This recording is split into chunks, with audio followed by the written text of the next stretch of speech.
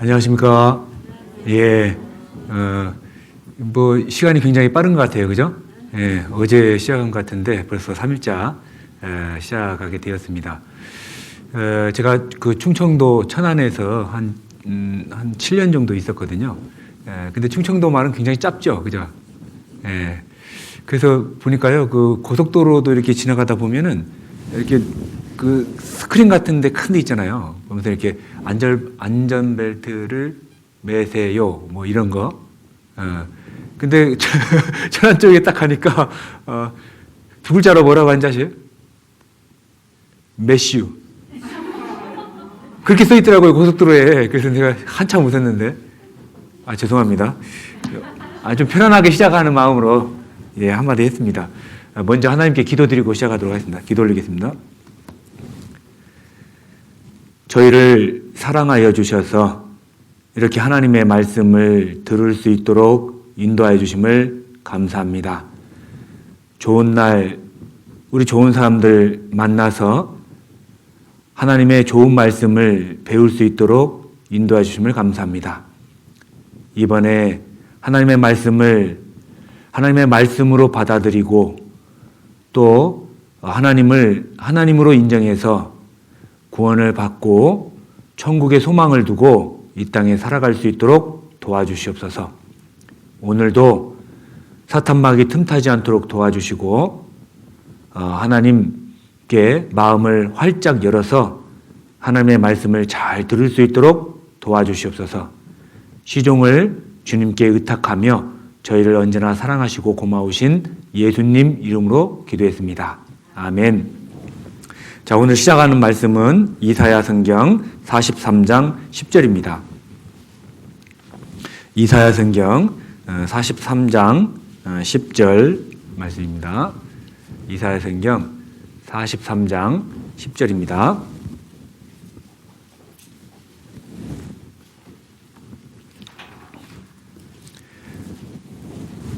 구약 성경 1018페이지 이사야 성경 43장 10절.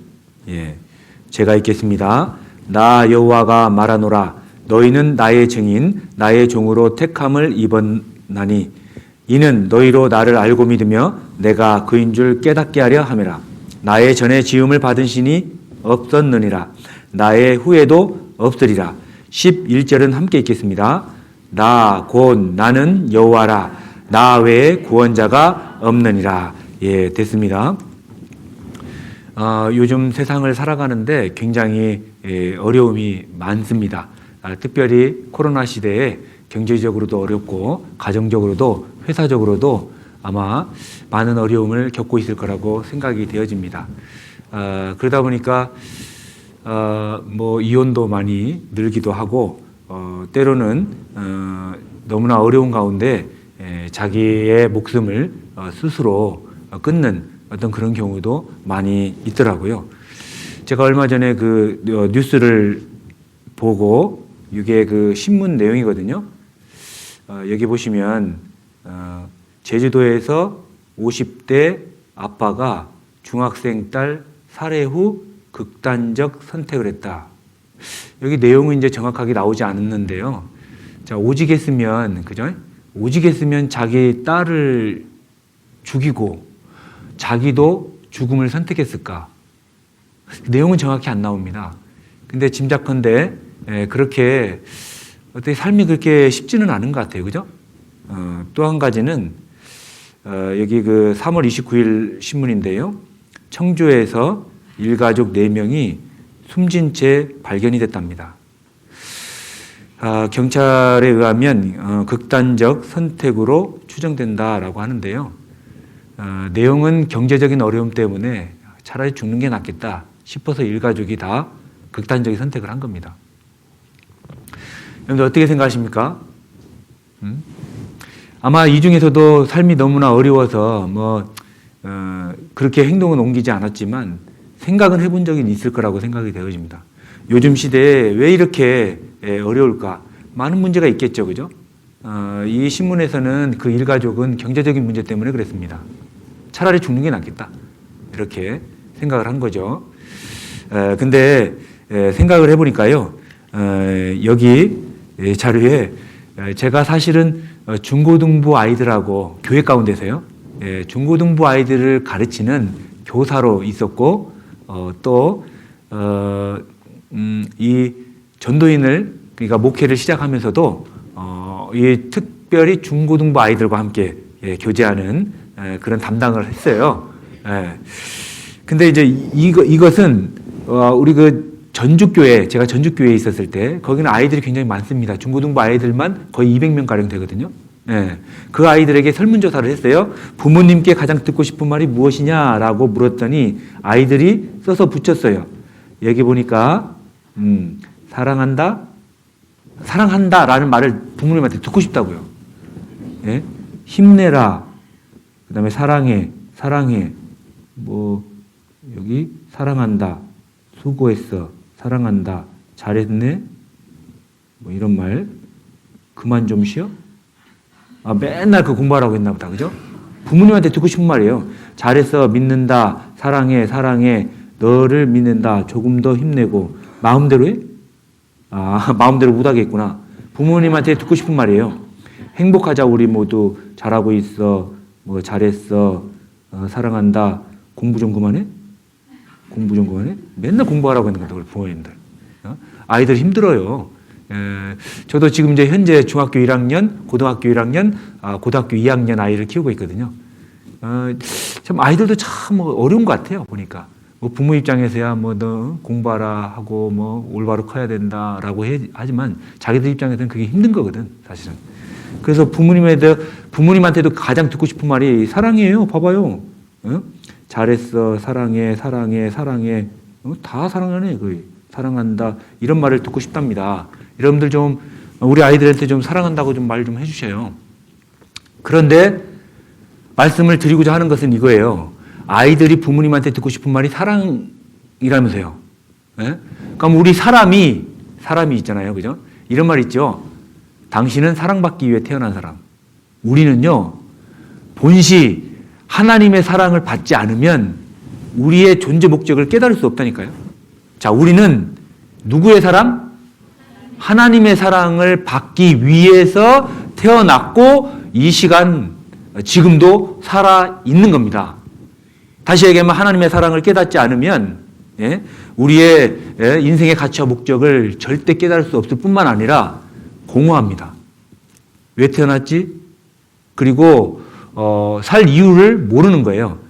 그러니까 사람들이 자기 목숨을 스스로 끊는 거예요. 하나님의 사랑을 깨달은 사람은 절대 극단적인 선택을 할 수 없습니다. 그래서 우리가 하나님에 대해서 지금 알아보고 있는 겁니다. 여러분들 이제까지 보이지 않는 그 하나님을 어떻게 하면 우리가 하나님을 알 수 있을까? 하나님에 대해서 계속 설명을 했죠. 자, 하나님은 이쯤 되면 이제 우리가 배운 거 첫 번째, 하나님을 어떻게 알 수 있다고 했어요? 그렇죠. 성경을 통해서. 두 번째는 우주와 만물을 통해서 하나님이 창조하신 것을 통해서 하나님을 알 수 있다고 했어요. 세 번째는 역사. 우리나라 역사도 잘 모르는데, 그죠?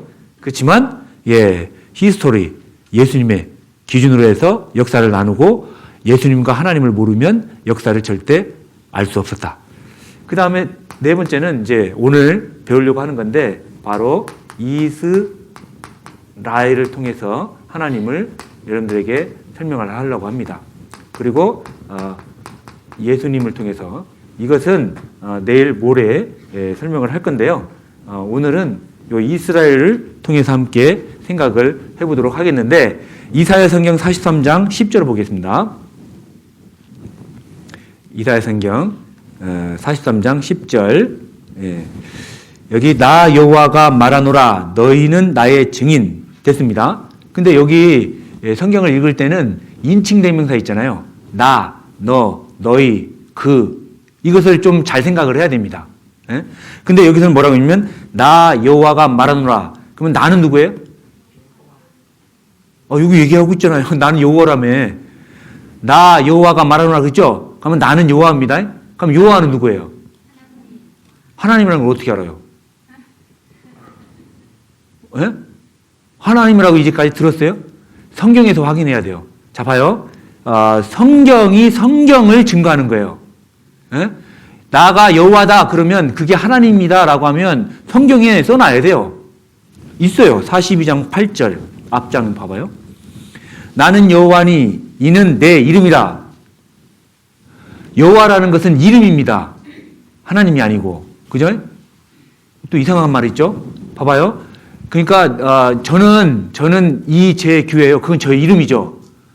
저는 우리 교회 가면은 목사라고 부릅니다. 그건 직이죠, 저희. 그죠?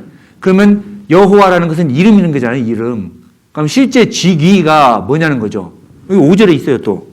5절에 제가 읽겠습니다. 하늘을 창조하여 펴시고 땅과 그 소산을 베푸시며 땅 위에 백성에게 호흡을 주시며 땅에 행하는 자에게 신을 주시는 하나님 여호와께서 이같이 말씀하시되. 여호와가 누구의 이름이에요? 여기 써놨잖아요, 여기. 하나님 여호와. 예? 저는 목사 이재규 이렇게 얘기해요. 목사라고 하는 제 직위예요. 그죠? 예, 이재규라는 건 제 이름이고. 하나님이요, 그분이. 이름이 뭐예요? 여호와. 자, 43장 10절. 나 여호와가 말하노라. 누구예요? 하나님이 말씀하셨어. 너희는 나의 증인. 또 너희는, 그럼 너희는 누굴까요? 이스라엘 어떻게 알아요? 자, 43장 1절. 자, 야곱아, 너를 창조하신 여호와께서 이제 말씀하시느니라. 이스라엘아, 너를 조성하신 자가 이제 말씀하시느니라. 이 이사야 성경 43장은 누구한테 한 말이에요? 나 여호와가 말하노라. 하나님이 말씀하셨어요. 이사야가 받아 적은 거죠, 지금? 그러면서 뭐라고 했냐면 야곱아 불렀어, 지금. 야곱에게 한 말이지. 근데 야곱은 누구예요? 이스라엘이라고 했잖아. 이스라엘아. 또 설명했잖아요. 그죠? 그러면 43장 10절에 너희는 누구예요, 그러면? 그렇죠. 이사야를 포함한 이스라엘 얘기하는 거 아니에요? 물론 이 성경은 우리에게도 주신 거예요. 그러니까 근데 여기 이사야 43장은 직접적으로는 이스라엘에게 한 말이에요. 맞죠? 여러분들이 판단하셔요. 네? 자, 그러면 중요한 게 뭐냐면 43장 10절 나 여호와가 말하노라 너희는 나의 증인 나의 종으로 택함을 입었나니. 그러면 나의 증인이 누구예요? 너희는이잖아요. 너희는 나의 증인이라고 했을 때 너희가 이스라엘이라고 했으니까 여기를 다시 얘기하면 여호와의 증인 누구예요? 이스라엘이잖아요. 그죠? 예? 여기 문자 그대로 봐봐요. 너희는 나의 증인이라고 했으니까 나자에다가 나는 누구면 여호와라고 했으니까 여호와의 증인 누가? 너희가 이 말이잖아요. 근데 우리나라 사람 중에 여호와의 증인이라는 사람들 있죠. 저도 저기 순천에 있었을 때요. 가끔 그냥 문 열고 들어와서 뭐 어쩌고저쩌고 하는 사람들이 있어. 그래서 계속 뭐 띵동띵동 하고 누구세요? 그러면은 뭐 어쩌고저쩌고 막 얘기를 하면서 하나님 믿냐고 하면서 됐슈 그러면은 뭐예요? 파스된가 뭔가 이거 씩 주워 던지고 가고 막 그러잖아요. 그래서 다음날 또 왔길래 내가 문 팍 닫으려고 하니까 이 사람들이 발로 팍 집어넣더니 문을 못 닫게 하더라고. 요즘은 이제 그렇게 하면은 뭐 신고하면 되니까 지금은 상관없지만 옛날 같은 경우는 우리 또 그냥 그런 것도 다 받아줬잖아요. 그래서 제가 너무나 그냥 화가 나서 그럼 들어오 보라고. 얘기 좀 해봐라고, 얘기 좀. 그때도 저는 이제 구원을 받고 성경에 대해서 좀, 그때는 이제 제가 이 목회를 안 했었습니다. 예. 그래도 우리 교회 다니시는 분들은 성경 많이 알잖아요. 그래서 제가 너무 답답해서 앉혀놓고 얘기 한번 해보라고. 뭘 믿으라고 좀 도대체. 하나님은 사랑의 하나님인데, 사랑의 하나님이 어떻게 지옥을 만들었겠냐고. 지옥 없다고. 지옥 없대. 여러분들 신약 성경 한번 보셔요. 지옥 이야기를 더 많이 하셨어요. 예수님도. 어떤 그 학자가 세봤대요. 지옥에 대한 관련된 이야기가 70회 이상 쓰여져 있어요. 근데 없대. 그 왜 없냐고 제가 물어봤지. 왜 없냐고 하니까 하나님은 사랑의 하나님인데 어떻게 그 지옥을 만들어서 사람을 보내겠냐고. 또 영혼이 없다네 또. 영혼이 없대요. 영혼이. 예? 왜냐하면 영혼이 몸은 죽어서 영혼이 지옥과 천국을 가는 거니까 지옥이라는 것을 부인하려다 생각을 하니까 또 영혼이 없다고 그러고. 이 사람도 큰일 날 사람이에요. 안 그래요? 지옥이 없대요, 지옥이. 그래서 제가 여러 군데 이렇게 성경 가져왔길래 펴가면서 지역 얘기를 했거든요. 여러분들, 그러니까 여기 봐봐요. 너희는 나의 증인이라고 했잖아요. 여호와의 증인이 누구예요? 이스라엘이잖아요. 한국 사람이 아니라고요. 그러니까 뭘 택함을 입은 것은 이스라엘이에요. 그런데 중요한 것은 10절 다시 보겠습니다. 나 여호와가 말하노라 너희는 나의 증인 나의 종으로 택함을 입었나니 이는 너희로 나를 알고 믿으며 너희로 그러니까 이스라엘을 통해서 하나님을 알 수 있다는 뜻이죠. 그리고 내가 그인 줄을 깨닫게 하려 함이라 나의 전에는 지음을 받은 신이 없느니라 나의 후에도 없습니다. 다시 얘기하면 이스라엘 민족을 통해서 하나님을 반드시 알 수 있다는 뜻이에요. 맞죠? 그러면 여러분들 입장에서는 이스라엘을 가만히 잘 보시면, 잘 관찰하면 하나님을 알 수 있다는 뜻이 되겠습니다. 그래서 여기 보시면 이스라엘 민족을 특별히 선택한 목적, 방금 읽었지만 그걸 정리하면 이런 거예요. 예, 성경을 기록하기 위해서 이스라엘을 택한 거예요. 여러분들 성경을 기록한 기자가 40명 된다고 했죠? 그 40명이 다 이스라엘 백성들이에요. 예? 또 두 번째는 이스라엘 그 이방인의 본보기를 삼기 위해서 그런 겁니다. 여러분들 한국 사람이 아니기를 다행으로 하셔요. 좀 이따 공부하겠습니다. 본보기라고 하는 거 이런 거예요. 교실에서 아이들 막 떠들어요. 선생님 나와서 너 나와! 그래서 한 사람 뽑아놓고 막 이렇게 패는 거예요. 그럼 나머지 사람들은 떠들어요, 안 떠들어요? 떠들어요? 아이고, 야, 맞는다, 야, 하고 떠들어요? 아니잖아요. 아하, 떠들면 맞는구나. 샘플이에요, 이게. 그죠? 그러니까 이 샘플이 안 되길 다행이라고 생각하라고요. 하나님이 막 두들겨 패기도 하고요. 막 칭찬하기도 하고 하기는. 근데 그것이요, 무시무시해요. 오늘 그거 배울 겁니다. 그러면 이방인이면 이스라엘 외에는 다 이방인인 거예요. 그럼 한국 사람은 이방인이에요? 이스라엘이에요? 이방인이요, 우리는. 여호와의 증인이 안 될 수가 없다니까, 우리는. 자, 그래서 이방인의 본보기로 삼은 것이 바로 이스라엘이다라는 겁니다. 세 번째는 하나님이 살아계심을 증거하기 여호와의 증인으로 택함을 받았습니다. 하나님이 보시는 인류의 역사의 시계. 다시 얘기하면 하나님을 잘 알면 역사를 알 수 있다고 했잖아요. 근데 이스라엘을 중심으로 해서 그 역사를 써 나가는 겁니다. 좀 이따 배우면 알겠습니다. 그리고 예수 그리스도가 오실 모체로 삼았어요. 무슨 말이냐? 이스라엘 백성들을 통해서 예수님이 탄생하십니다. 그리고 굳이 이스라엘을 선택한 조건이 뭐냐? 모든 민족 중에 수요가 가장 적은 민족이고 세상 중앙에 거하는 민족이기 때문에 그렇습니다. 만약에 이런 경기가 있었다고 하면 여러분 어떻게 생각할까요? 수모 경기입니다. 수모 경기. 이 사람은 300kg가 넘어요. 근데 얘는 불과 30kg밖에 안 돼. 이 경기가 되겠습니까? 근데 갑자기 여기 땡 그러니까 이 아이가 300kg를 들더니 그냥 탁 꽂아버렸어. 그러면 많은 사람들이 생각하지 않을까요? 이게 무슨 일이야? 그러면서 이 아이에 대해서 주목하지 않을까요? 이와 같아요. 이스라엘 작은 나라를 선택을 해서요. 큰 나라하고 싸워서 막 박살 내버리는 거예요. 그냥. 하나님이 아니면 이해가 안 되는 부분. 그렇게 실제로 이스라엘을 통해서 하나님은 그렇게 역사를 하십니다. 그리고 왜 중앙이냐? 세계 지도를 잘 보시면요. 이쪽 끝에는 대한민국, 그죠? 여기는 미국, 여기는 이스라엘. 그리고 성경에도 그렇게 되어 있습니다. 세상 중앙에 거하는 백성이다라고 얘기하고 있습니다. 에이, 지구가 이렇게 둥글어서 어디든 찍어도 중앙이지. 어떻게 거기가 중앙입니까? 이렇게 말하시는 분도 계시겠지만 옛날에는 이 지구가 그 육지가 하나로 되어 있었고 이것이 갈라져서 지금의 6대륙이 됐다라는 거죠. 그죠? 그리고 1915년도에 베게너가 대륙 이동설을 주장했죠. 그래서 과거에는 한 덩어리였을 것이다. 그때 중앙이 바로 이스라엘인 거예요. 그리고 성경의 창세기 10장 25절에도 그렇게 나옵니다. 벨렉이라는 그 시대의 세상이 나눠졌다라는 말도 있어요. 중요한 것은 봐봐요. 이스라엘 백성들이 중앙에 있어야지 많은 민족들이 볼 거 아닙니까? 여러분들 뭐 어떤 권투 시합 같은 거 있었을 때 막 6만 명, 10만 명이 모여 있어요. 근데 이 링이 밖에 있다고 생각 한번 해봐요. 사람들 왜 모였냐고 거기. 중앙에 있어야 되잖아요. 그래 잘 보이잖아요.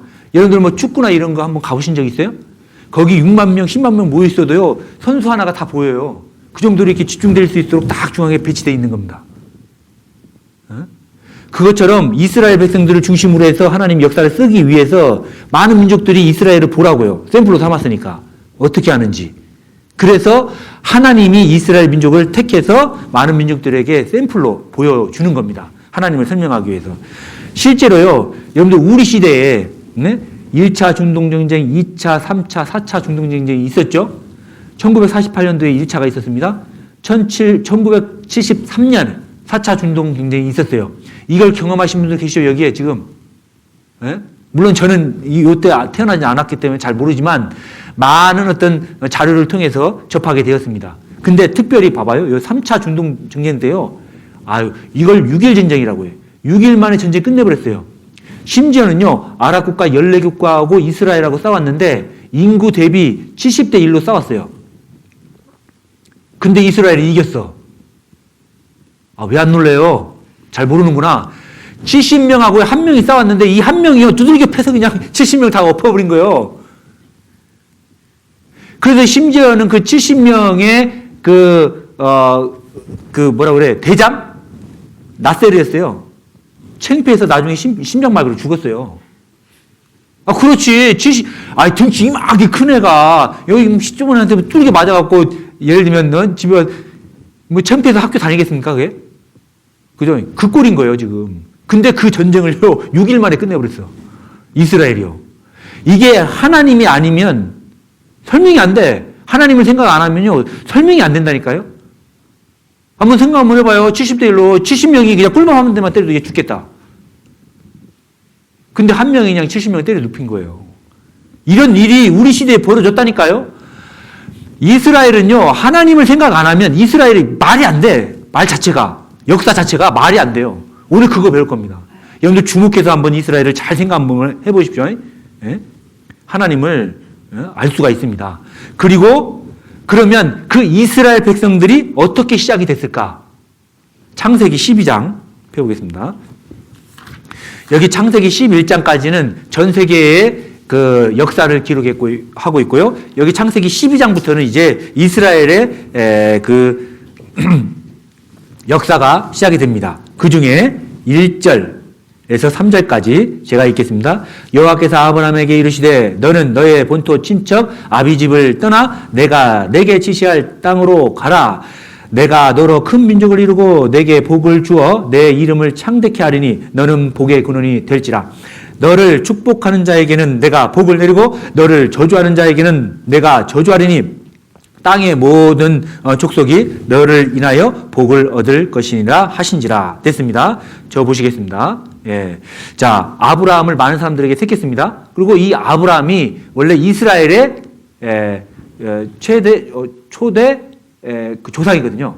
그러니까 많은 사람들, 여기 이제 창세기 12장까지 나왔잖아요. 우리가 어제 배웠죠? 아담과 하와로부터 많은 사람들이 태어났고 노아 때 많은 사람들이 또 망했죠. 그리고 또 노아의 식구들로 인해서 이제 많은 민족들이 생긴 거예요. 그 중에 아브라함을 택했다고 말해요. 그러고 아브라함에게 세 가지 약속을 한 겁니다. 스크린 보겠습니다. 첫 번째는 너에게 땅을 주겠다. 민족 형성이 되겠다. 세 번째는 복의 근원이 되겠다. 이 땅이라고 하는 것은 지금의 팔레스타인 그 있는 지역, 옛날에는 가나안 땅이라고 했어요. 지금도 뭐 이스라엘이라고 하죠. 그 땅 이름을. 그죠? 그 민족 이름을 또 이스라엘이라고 하고. 그래서 그 민족은 이스라엘을 얘기하는 거고 요즘은 유대인이라고 그러죠. 그죠? 예. 실제 지금 이스라엘이잖아요. 이스라엘. 그 이스라엘 얘기하는 거예요. 실제로. 근데 유대인이라고도 하죠. 또 복의 근원 예수 그리스도를 이 아브라함을 통해서 다시 하면 이스라엘 민족을 통해서 예수님을 주겠다는 뜻입니다. 그리고 복의 근원이라고 하는 말은 영혼 구원, 네? 예수 그리스도를 통해서 구원을 받을 수 있다 그 말입니다. 그게 복이라고. 자, 그래서 이거를 창세기 12장부터 50장까지 제가 그림을 통해서 그냥 간단하게 정리를 하겠습니다. 하나님의 역사는 인물을 통해서 역사를 써가거든요. 자, 많은 민족 중에 특별히 아브라함을 택했습니다. 근데 창세기 12장 보니까 아브람으로 돼 있죠. 예. 나중에 아브라함으로 이름을 바꿔줍니다. 예. 그래서 아브라함을 선택을 하고 아브라함이 이스마엘과 이삭을 낳는데 하나님은 이삭을 통해서 이스라엘을 형성하기로 작정을 하신 겁니다. 근데 이 이스마엘은 아브라함이 하나님께서 이삭을 약속하셨다가 그 전에 한 7년 정도 먼저 이 이스마엘을 낳습니다. 근데 아브라함은 100세 때 이삭을 낳거든요. 당연히 하나님이 약속한 이 이삭을 더 사랑하겠죠. 그러다 보니까 형인 이스마엘이 이삭을 매우 싫어했어요. 이때부터 싸움이 시작된 거야. 사실은 이 이스마엘이 아람 족속의 조상이에요. 지금 중동전쟁이 이때부터 시작된 거예요, 사실은. 그런데 하나님은 이삭을 통해서 이스라엘 민족을 형성하기를 작정하셨다고 했죠. 그래서 이삭이 에서를 낳고 야곱을 낳는데 야곱을 통해서 이스라엘이 형성이 됩니다. 그리고 이 야곱은 12아들 한타스를 낳아요. 왜 이렇게 아들을 많이 낳냐? 사실은 이 야곱이 아내가 넷입니다. 레아, 빌라, 실바, 라헬. 근데 이 네 번째 아내 있죠? 라헬을 가장 사랑했어요. 그 아내를 통해서 난 아들이 여기서 한번 보십시오. 누굴 것 같아요?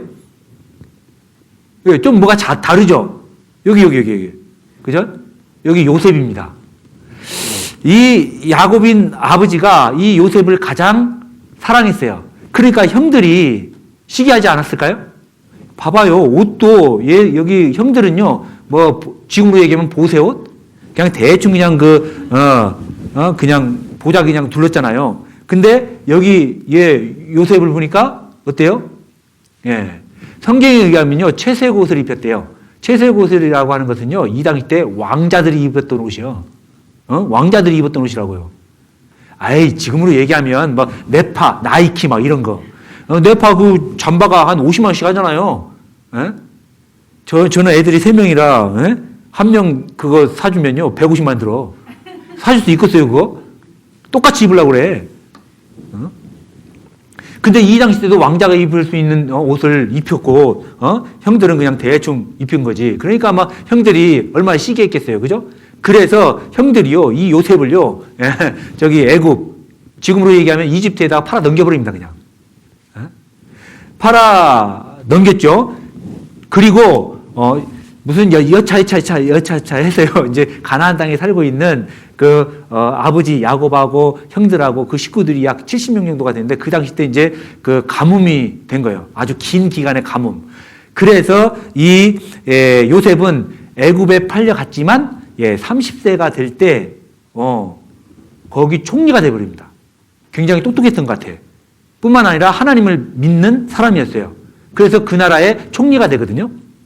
그리고 그때 가나안에 가뭄이 일어난 것이고 긴 기간 동안 그래서 먹을 것이 없으니까 그죠? 그래서 이 요셉이 아예 형님들 그리고 아버지 모시고 여기로 넘어와서 사시죠. 그래서 그때 애굽으로 넘어가서 살게 됩니다. 그런데 이스라엘 백성들은요 알을 잘 낳았어요. 막 쑥쑥쑥쑥. 옛날에 왜 우리 그 어머니들 막 7명씩 많게는 또 막 10명씩 이렇게 낳으신 분 계시죠? 예? 과거에 그랬잖아요, 우리나라도. 근데 이스라엘 백성들도 애를 잘 낳았어요. 그래서 막 인구가 막 급기야 막 늘어나고, 어떤 큰 민족이 형성이 된 거예요. 근데 그때, 요셉 당시 때에, 다스렸던 왕, 또 그 요셉도 죽고, 그런데 이제 생각을 해보니까요, 큰 민족이 형성이 되다 보니까 그 나라의 왕이 생각해보니까, 얘들 이방 민족인데? 얘들이 다른 민족하고 결탁해서 우리나라 쳐들어오면 어떡하지? 생각을 해서 하루아침에 노예로 만들어버립니다. 노예로 만들어버려요. 그래서 400년간 노예 생활을 하는데요. 말이 400년이지 400년간 노예 생활을 했다고 한번 생각 한번 해봐요. 세대를 거쳐서 노예 생활을 한 거 아니에요. 굉장히 힘들었겠죠? 예. 그때 만들었던 것들이 이런 것들이에요. 이거 뭐예요? 피라미드. 그죠? 예. 그리고 그 당시 때 이제 400년간 노예 생활을 하다 보니까 너무나 힘들었던 거죠. 그리고 여기 이사야 성경에 얘기했듯이 이스라엘 민족이 너희들 내가 택한 민족이다. 너로 하나님을 안다?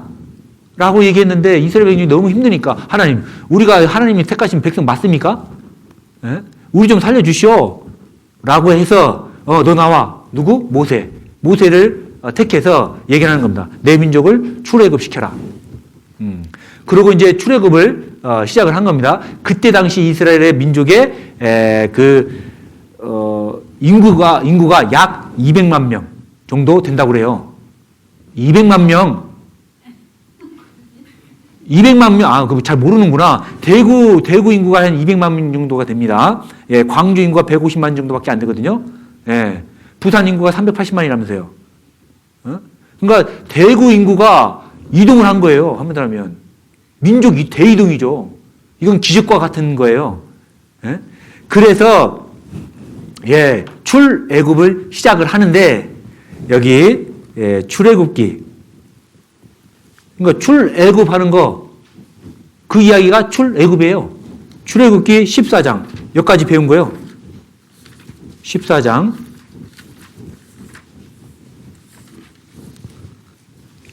5절 보겠습니다. 자, 혹이 백성이 도망한 것을 애굽 왕에게 고함해 바로와 그 신하들이 백성에 대하여 마음이 변하여 가로되 우리가 어찌 이같이 하여 이스라엘을 우리를 섬김에서 놓아 보내었는고. 예? 저 보십시오. 예. 여기까지 내용이 무슨 내용이냐면 이제 이스라엘이 그 200만 명 정도가 되는 그 민족들이 이동을 한 거예요. 그 이동을 하고 왕이 그것을 또 허락을 했어. 그래, 가라. 야, 너희들이랑 같이 살다가 우리 다 죽게 생겼다. 가라. 이렇게 허락을 했거든요. 생각을 해보니까 한 가정을 생각 한번 해보죠. 이스라엘 민족이 다 노예라고 했잖아요. 한 가정에서 아버지가 애굽 사람, 예? 아버지가 물 떠와! 그러니까 옛날 같은 경우는 노예가 있잖아요. 서르르 가서 물 딱 떠서 주인님 여기 있습니다. 이렇게 했거든요.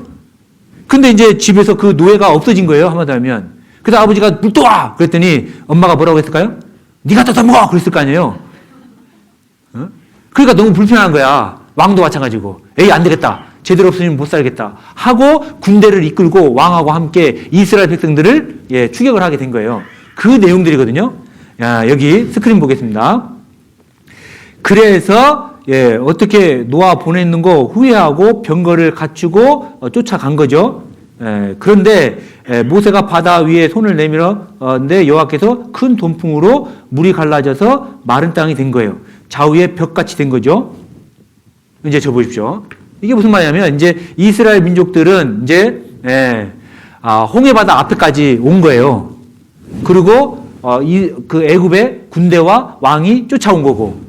근데 이스라엘 백성 입장에서 보니까 앞에는 홍해가 가로막혀 있고 뒤에서는 애굽 군대가 쫓아오고 있고 진퇴양난이라고 하죠. 그래서 모세가 하나님한테 기도를 한 거예요. 하나님 어떻게 할까요? 야, 너 지팡이 갖고 있지? 그거 가지고 한번 바다 한번 쳐. 바다에 한번 내밀어봐. 그랬더니 어떻게 된 거예요? 바다가 갈라진 거예요. 지금 바다가 갈라졌는데 그것도 그냥 갈라진 것이 아니라 좌우에 벽이 딱 생기고 있죠. 그리고 지나가는 그 바닥은 마른 땅이 됐다 그 말이에요. 이게 성경 말이에요. 지금 여기 더 한번 읽어보죠. 그러고 14장 23절에 보니까 바다 가운데로 들어가 오는지라. 이제 군대들도, 그러니까 이스라엘 민족들은 다 지나가고 그 다음에 이제 군대가 쫓아갔을 거 아니에요. 바다 안으로 들어간 거예요. 들어가더니 물이 다시 흘러져서 그 바로의 군대를 다 덮고 하나도 남기지 아니하였더라. 그러니까 다시 이제 그 갈라졌던 바다에 그 애국 군대가 쫓아 들어갔는데 다시 물이 합쳐지고 거기서 애굽의 군대들이 다 뒤졌다. 이런 뜻이거든요, 지금. 근데 여기까지 얘기하면 여러분들 어떻게 생각돼요, 지금? 목사님 이제, 좀 성경 좀 이제 믿으려고 했더만, 이제 뭐 물이 막 바다가 막 갈라져 버리고, 그 다음에 뭐 사람이 다 그래서 다 빠져 죽고 막, 도대체 이거 좀 성경을 어디까지 믿어야 되는지 잘 모르겠다고 해. 그런 생각 안 들어요? 자, 그러면 우리는 이런 의문을 가질 수가 있어요. 그래. 그러면 애굽에서 이스라엘 백성들이 노예 생활을 했냐? 증거를 보이면 되잖아요. 또 군대들은 바다에 빠져 죽었다고 하는데 그 증거 있어? 또 왕도 빠져 죽었다면서 그 증거. 바다가 갈라질 수 있는 과학적 증거. 여러분들이 이것을 보여주면 여러분들 믿을 수 있겠죠. 그죠? 물론 여러분들 잘 생각 한번 해보세요. 지금도 이렇게 물을 쫙 잘라서 여러분들에게 보여줄 수는 없어. 물이라고는 유기체라고 했잖아요. 잘라도 다시 합쳐지는 거니까 보여줄 수 없다고 그런 걸. 그죠? 그런데 여러분들 잘 생각 한번 해봐요. 지금 뭘 생각을 해야 되냐면 우리가 지금 하나님에 대해서 배우고 있죠. 예? 저도 물 가를 수 있습니다. 또 무슨 말이야 또. 봐봐요. 이런 접시에 물을 얇게 놨어. 제가 가를 수 있다니까? 만약에 저보다 한 차원 낮은 개미들이 여기 있어. 개미 입장에서 이거 받아요. 그죠? 그래서 막 이 개미떼가 막 여기 있는데 어떻게 건너지 막 고민하고 있는데 야 너희들 잠깐만 기다려봐.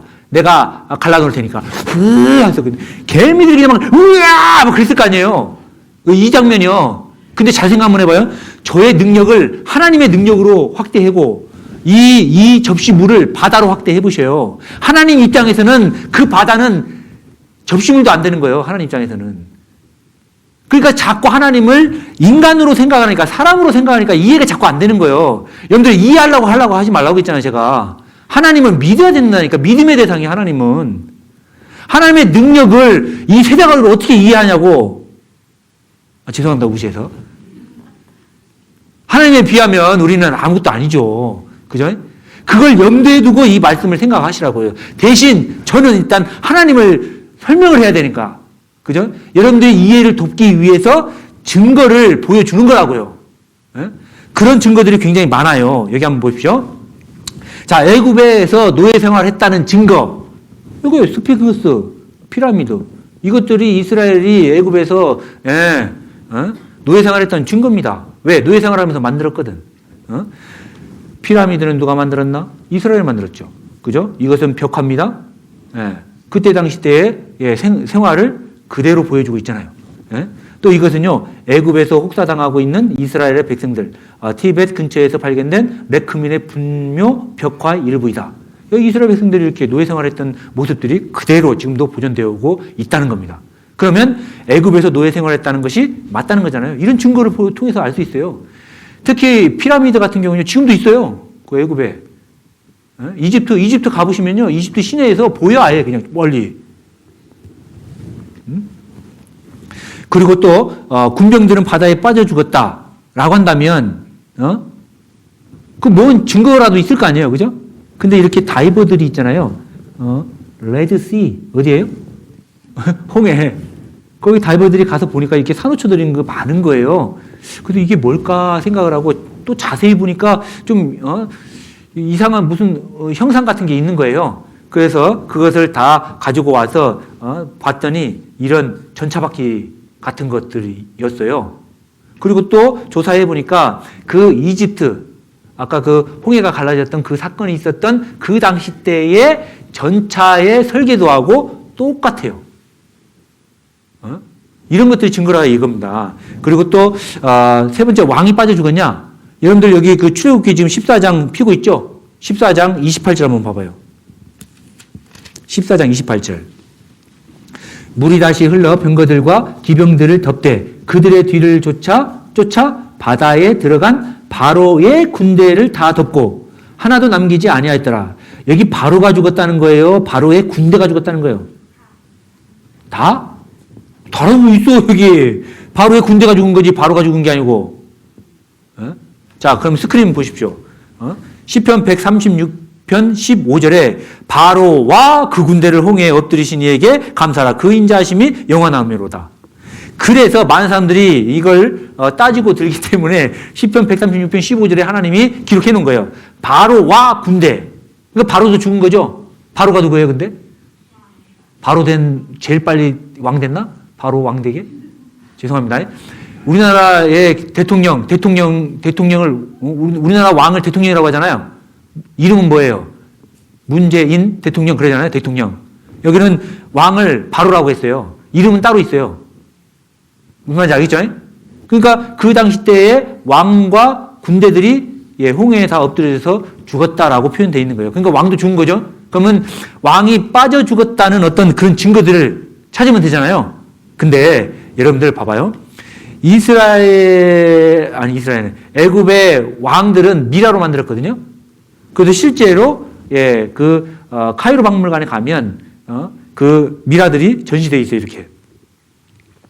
근데 왜 미라로 만들었냐면 그 당시 때의 애굽의 신앙이 어떤 신앙이냐면 부활의 신앙이 있었어요. 성경적으로는 맞지 않는데 왕이 자기가 살아 있었을 때 섬겼던 왕이 죽으면 죽고 미라로 만들어서 언젠간 부활한다.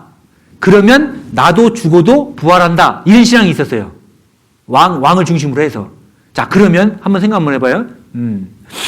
만약에 미라로 안 만들면 부활의 기회가 없잖아. 내가 섬기는 왕이 바다에 빠져 죽었어.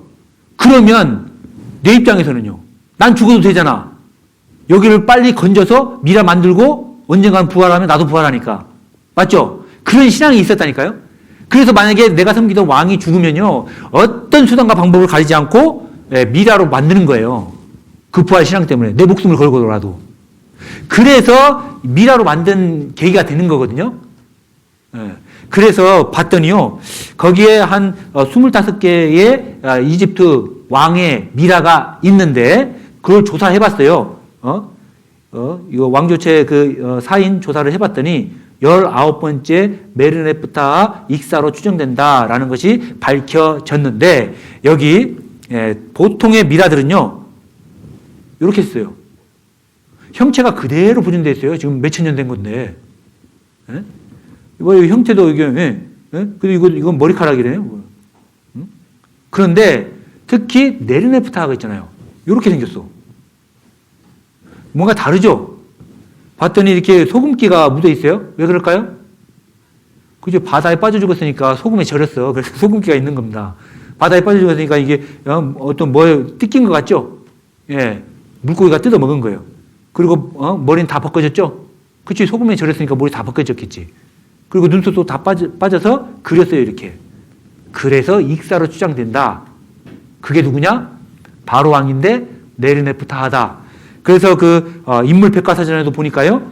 출애굽 바로. 그럼 바로라는 게 많으니까 네 번째, 세 번째, 박해자 바로도 있고. 그죠?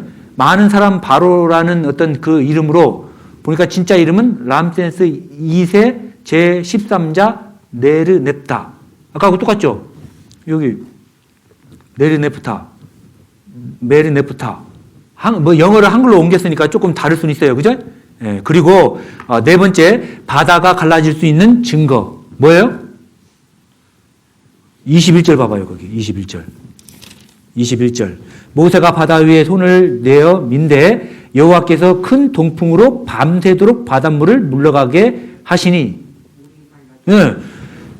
그러니까 바다가 갈라질 수 있었던 건 뭐예요? 바람이었어요. 바람. 그죠? 그리고 여기 스크린 보십시오. 모세의 기적은 뭐라고? 실제로 밤새도록 바람을 불면요 갈라질 수 있다니까요. 그런 것도 실험한 내용들도 굉장히 많습니다. 몇 가지 내용을요 우리가 영상을 한번 보면서 생각을 해보도록 하겠습니다. 이거 10개라는 영화입니다. 이스라엘아, 우리 주 하느님께서 그 크신 권능으로 우리를 속박에서 풀어주신 이 날을 길이 기억하라.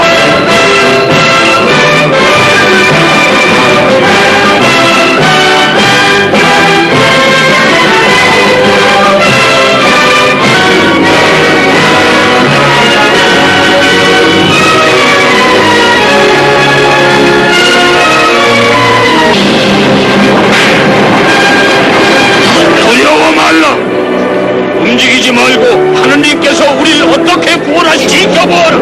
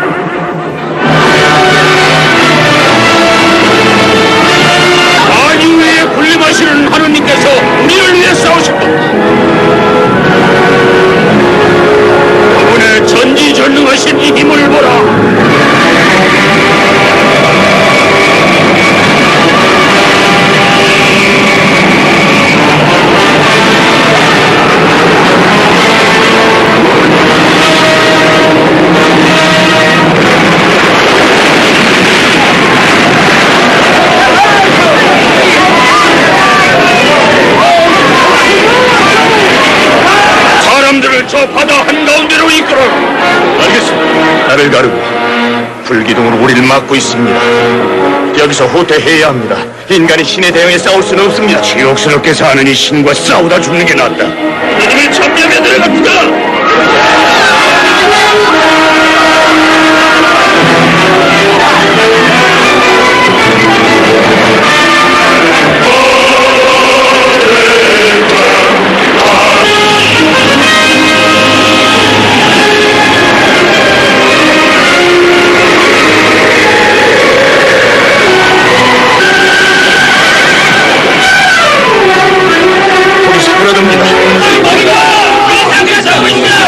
지명나팔 불어라.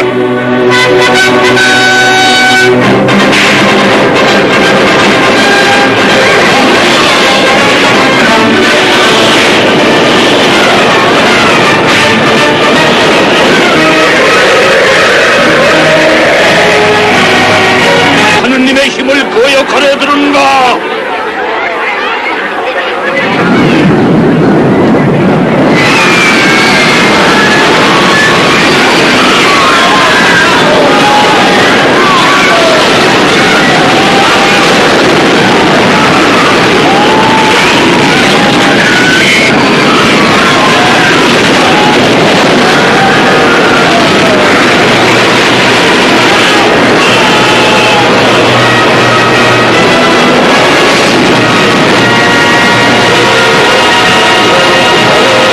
일으키사 바다를 다시 메우시리.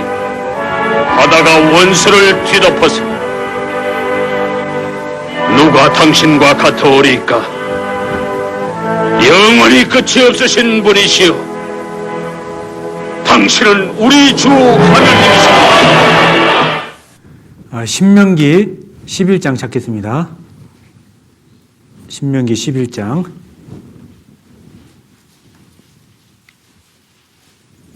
26절에서 28절까지만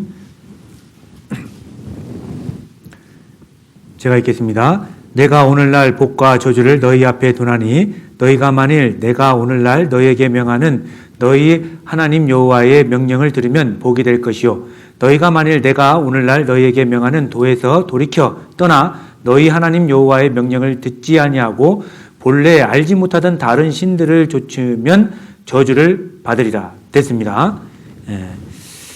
지금 이제 이스라엘 민족이 출애굽을 하고 가나안에 들어온 겁니다. 지금. 그리고 많은 백성들 앞에서 이제 이야기를 하는 거예요. 뭐라고? 너희들이 하나님의 말씀에 순종하면 뭘 받고? 복을 받고, 불순종하면 뭘 받는다? 근데 여러분들 한번 들으면, 여러분들 앞에 하나님이 나타나서 여러분들한테 얘기했어요. 내 말 들으면 너희들 복 받는다? 근데 내 말 안 들으면 너희들 저주받을 거야? 너희들 어떻게 할래? Yes, sir! 그럴 거 아니에요? 여러분들 한번 해봐요. 진짜 그 복을 줄 수 있으신 분이 와서 그렇게 얘기를 한다고 한다면 당연하죠. 우리는 순종하고 복 받겠습니다. 이렇게 얘기하겠죠. 그렇죠. 이스라엘 민족도 처음에는 그렇게 얘기를 했어요. 그래서요, 이스라엘 민족 같은 경우는 스크린 보여주십시오. 여기 언약, 이스라엘 백성들하고 언약을 했거든요. 너희들 순종하면 복을 받고 불순종하면 저주받는다. 너희들 그렇게 할 거지? Yes, sir! 그렇게 했다고요. 그래서 실제로 이제 여호수아를, 여기 이제 모세를 중심으로 해서 가나안에 정복을 했죠. 그리고 여호수아가 수장으로 했고 사사 시기가 거쳐서 사울 왕, 다윗 왕, 솔로몬 왕까지, 이때까지는요 하나님을 굉장히 잘 섬겼어요. 하나님을 순종을 했다고요. 심지어는 이 솔로몬, 다윗 때뿐만 아니라요, 이 솔로몬 때는요 전 세계에서 가장 강력한 나라가 바로 이스라엘이었어요. 그리고 얼마나 복을 많이 받았냐면요, 솔로몬 같은 경우는 하나님께 지혜를 얻었을 뿐만 아니라, 이때도 가장, 물론 이제 다윗 시대 때 용사로서 영토 확장을 굉장히 많이 했고 국가적으로 전성기를 시작을 했어요. 그리고 그 전성기가 솔로몬 때 이루어졌거든요. 근데 솔로몬이 살고 있는 자기 집이요 다 금이요, 금. 심지어는요 은을 알기를 그냥 돌같이 알았다고 했어요. 저도 운수저하고로 밥을 먹거든요. 근데 그걸 돌로 알았다니까, 은은. 왜냐면 금이 워낙 많았기 때문에. 수저가 다 금이에요. 밥그릇이 금이요. 그래서 군사들이 방패도 금으로 만들었어요. 오지겠으면. 자기가 누워있는 침대도 금이고, 다 금으로 도금되어 있는 거예요, 막. 언제. 그 정도로 아주, 심지어는요, 또, 이때 그 가장 강력한 나라였기 때문에요, 이웃나라에서 있잖아요. 이웃나라에서 공주들을 정략 결혼시켜버린 거예요. 그래서 솔로몬이 아내가요, 1000명이에요, 1000명. 1000명? 한 명도 힘든데, 1000명. 심지어는 그러겠다, 막, 하룻밤 딱 자면, 누구세요? 365번입니다, 막. 하루에 한 명 잔다고 해도 4년이 걸려요. 1000명이면.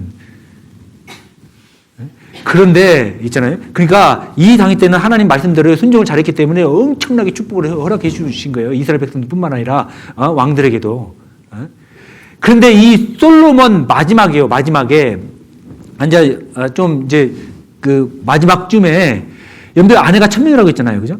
1000명이다 보니까, 이 사람들은, 공주들은 사실은 이제 이웃나라에서, 정략 결혼을 시켜버린, 그런 사람이다 보니까, 이 공주들이 시집을 올 때 자기들이 섬기는 신까지 데리고 온 거예요.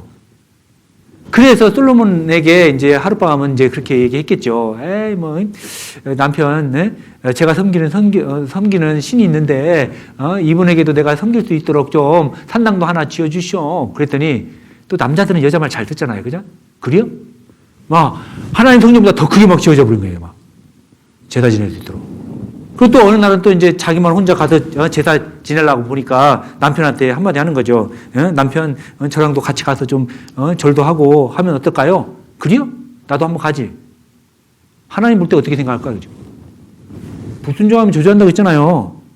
그래서 하나님이 이스라엘이라는 이 민족을 두 쪽으로 나눠버립니다. 그래서 북이스라엘과 남유다로 나눠지게 되는 거죠. 그래서 이때가 930년이요, BC. 그리고 북이스라엘은 여로보암의 왕으로 시작을 해서 19명 왕까지 하나도 하나같이 다 하나님을 섬기지 않았어요. 그래서 급기야 BC 722년에 이웃나라인 아수르에 의해서 포로로 다 끌려가 봅니다. 그리고 남유다는 있잖아요. 르호보암으로부터 시작해서 20대 왕까지 간혹 하나님을 섬기는 왕이 있었어요. 그래서 시기를 조금 연장한 거야. 586년에 이웃나라인 바벨론을 통해서 포로로 다 끌려가게 됩니다. 말대로 됐죠? 하나님께 불순종하면 저주받는다. 그 말대로 된 겁니다. 그리고 이제 그 이스라엘 백성들은 페르시아, 헬라, 로마를 통해서 지배되게 됩니다. 그 이유는 뭐? 불순종했기 때문에. 근데 여러분들 역사 공부를 조금이라도 해본 사람은요, 여기 아수르, 바벨론, 페르시아, 헬라, 로마. 이 나라들이 어떤 나라들입니까? 그렇죠. 전 세계를 지배했던 나라들입니다. 가장 강력했던 나라더라고요. 다시 얘기하면 하나님은 이스라엘 민족을 통해서 역사를 써나가는데 또 이스라엘을 심판하고 저주할 때는 이웃나라의 강력한 나라를 통해서 지배하게 됩니다. 이때도 그랬어요. 심지어는 로마는 아시죠? 아주 그냥 강력했던 나라, 로마. 그죠? 모든 길은 로마를 통한다 할 정도였어요. 그죠? 근데 이 로마 당시 때도요, 굉장히 이스라엘 민족들이 엄청나게 핍박을 받은 거예요. 그런데 여기 보면 학계, 스가랴, 말라기는 누구냐면 특히 이 말라기도 사람 이름입니다. 이스라엘 백성들에게 야 너희들 왜 그렇게 저주받는지 아냐고 하나님에게 불순종했기 때문에 그런 거야 라고 얘기하는 선지자들이었어요. 오직했으면 그렇게 말랐겠냐고. 죄송합니다. 그렇게 얘기를 해도 안 듣는 거예요. 이스라엘 백성들이. 그때 마침 예수님이 태어난 겁니다. 그 시대 마침. 근데 예수님이 태어나서 30세 될 때까지는 잠잠히 계셨어요. 그러다가 30세가 딱 되던 해에 이제 공생의 기간을 시작을 하는데, 죽었던 사람을 막 살려버리고, 바다를 막 걸어다니고, 안진병을 일으키고, 봉사를 막 눈을 띄우고 하니까 수천 명이 막 따라다녔어요. 이스라엘 백성들 중에. 야, 드디어 이 사람이 우리의 왕이 되어주면 저 로마도 때려 부셔주고, 드디어 우리가 다시 옛날의 그 영광을 되찾을 수 있겠구나, 이렇게 생각을 한 거죠. 그래서 예수님이 다니는 데마다 수많은 사람들이 쫓아다녔어요. 그런데 심지어는 수천 명, 수만 명이 모여 있었을 때 예수님은 잠잠히 그렇게 말씀하시죠. 심령이 가난한 자는 천국이 저희 것이며 수고하고 무거운 짐진 자들 다 내게로 오라. 내가 너희를 쉬게 하리라. 진리를 알지니 진리가 너희를 자유케 하리라. 내가 곧 길이요 진리요 생명이니 나로 말미암지 않고는 하나님께로 올 자가 없느니라. 이렇게 얘기하니까, 아니 그거 말고요, 그거 말고 좀 저 로마 좀 없애달라고요. 우리의 왕이 되어달라고요. 아니라니까. 사람이 거듭나지 아니하면 하나님 나라를 볼 수 없느니라. 에이, 아니다. 그러면 그 메시아 아닌갑다. 그래서 십자가에 못 박혀 죽여버리자 해서 이스라엘 민족이 예수님을 십자가에 못 박혀 죽이게 되는 그런 사건이 일어납니다. 근데 생각을 해보니까요, 봐봐요. 이스라엘 민족들은 그 당시 때도 구약에 대해서 공부를 많이 했을 거 아닙니까? 그리고 구약에서 뭐라고 해야 되냐면 메시아를 보내주겠다는 말씀이 많이 있어요. 그런데 반대로 또 고난의 예수님으로 예표된 것이 많이 있거든요. 한 가지만 알게 된 거죠. 한 가지만 생각한 거예요. 왜? 우리도 그러잖아요. 간절히 바라는 것만 듣잖아요. 많은 말씀이 있는데 자기 형편에 맞게만 골라서 들어. 안 그래요? 지금도 아마 그럴 거예요. 그러지 말라고. 근데 이스라엘 민족은 그래서 보니까요, 그 당시 때 이스라엘 민족이 원했던 메시아 상이 뭐냐면 강대국으로부터 독립시켜줄 정치적 메시아, 현실 문제를 해결해주는 메시아, 가난이나 질병을 해결해줄 수 있는 메시아를 바랬던 거예요. 얘들 간절해. 그리고 이스라엘 민족만, 자기들만 구원하는 자기들만의 메시아를 원했던 거예요. 그런데 구약 성경에는 예수님의 어떻게 예표가 되어 있냐면 영혼구원을 위해 오시는 메시아, 죄를 문제를 해결해주는 영원한 세계로 인도하시는 메시아, 온 세계의 모든 사람을 위해 오신 메시아로 예표가 되어 있고 실제로 그렇게 오신 거예요. 그런데 봐봐요. 여러분들 교회 왜 다녀요? 그리고 이스라엘 민족들하고 거의 비슷하더라고. 지금도 많은 사람들에게 예수 믿을래요? 예수 믿으세요. 예수 안 믿으면은 지옥 갑니다. 이 얘기에도 지옥? 거기 나쁜 사람들 너무 많이 가서 내가 갈 자리도 없어. 저희 아버지가 그랬어요. 왜냐하면 저희 아버지는 농사를 지었다고 했잖아요. 농사 지으시는 분들은 굉장히 정직하잖아요. 세상 돌아가는 거 보니까 당신께서 가장 깨끗하신 거예요. 어떻게 보면. 물론 지금 이제 구원받고 지금 교회 다니십니다. 근데 무슨 말씀을 드리려고 하냐면 이스라엘 민족 가난이나 질병 이거 해결해야 될 메시아? 교회를 왜 다니냐고 하면요. 직장, 좋은 직장, 기도하는 것도 보면요. 좋은 직장 얻게 해 주시옵소서. 잘 살게 해 주시옵소서. 하늘에서 돈이 떨어져야 되는가요? 그 정도의 메시아, 그 정도의 예수님을 믿기 위해서 교회 다니냐고. 아니라고요. 더 중요한 영혼에 대한 문제가 더 중요한 거 아니에요? 왜? 이 땅에 사는 육신적인 것은 이 땅에 사는 거에 뿐이잖아요. 내세가 더 중요한 거 아니에요? 그걸 해결해 줄 수 있는 예수님을 믿어야지. 기껏 여기 질병이나 만약에 암 걸려서 암 낫게 해주는 거 나오면 몇 년 살다가 또 죽을 거 아니에요. 이 땅에 사는 동안의 그 혜택이라니까. 그게 아니고 영원히 사는 곳. 여러분들 1년? 2년? 10년? 만년? 그 정도가 아니라니까. 영원히 사는 것이라고. 영원히. 그걸 위해서 지금 준비를 해야죠. 기껏 가난이나 질병 해결할 정도의 예수님을 믿으면 되겠냐 그 말이에요. 근데 이스라엘 백성들은 그걸로 착각을 한 거예요. 그래서 급기야 예수님을 십자가에 못 박혀 죽여버리는 거죠. 물론 그때 이스라엘은 그런 사람을 죽일 수 있는, 사람을 재판할 수 있는 그런 권한이 없었어. 왜냐하면 로마의 지배를 당하고 있었기 때문에. 그래서 예수님을 청구합니다. 마태복음 27장 펴보실래요? 이제 예수님이 십자가에 못 박혀 죽는 장면도 자세히 기록되어 있어요. 마태복음 27장. 자, 없으신 분은 스크린 봐도 됩니다.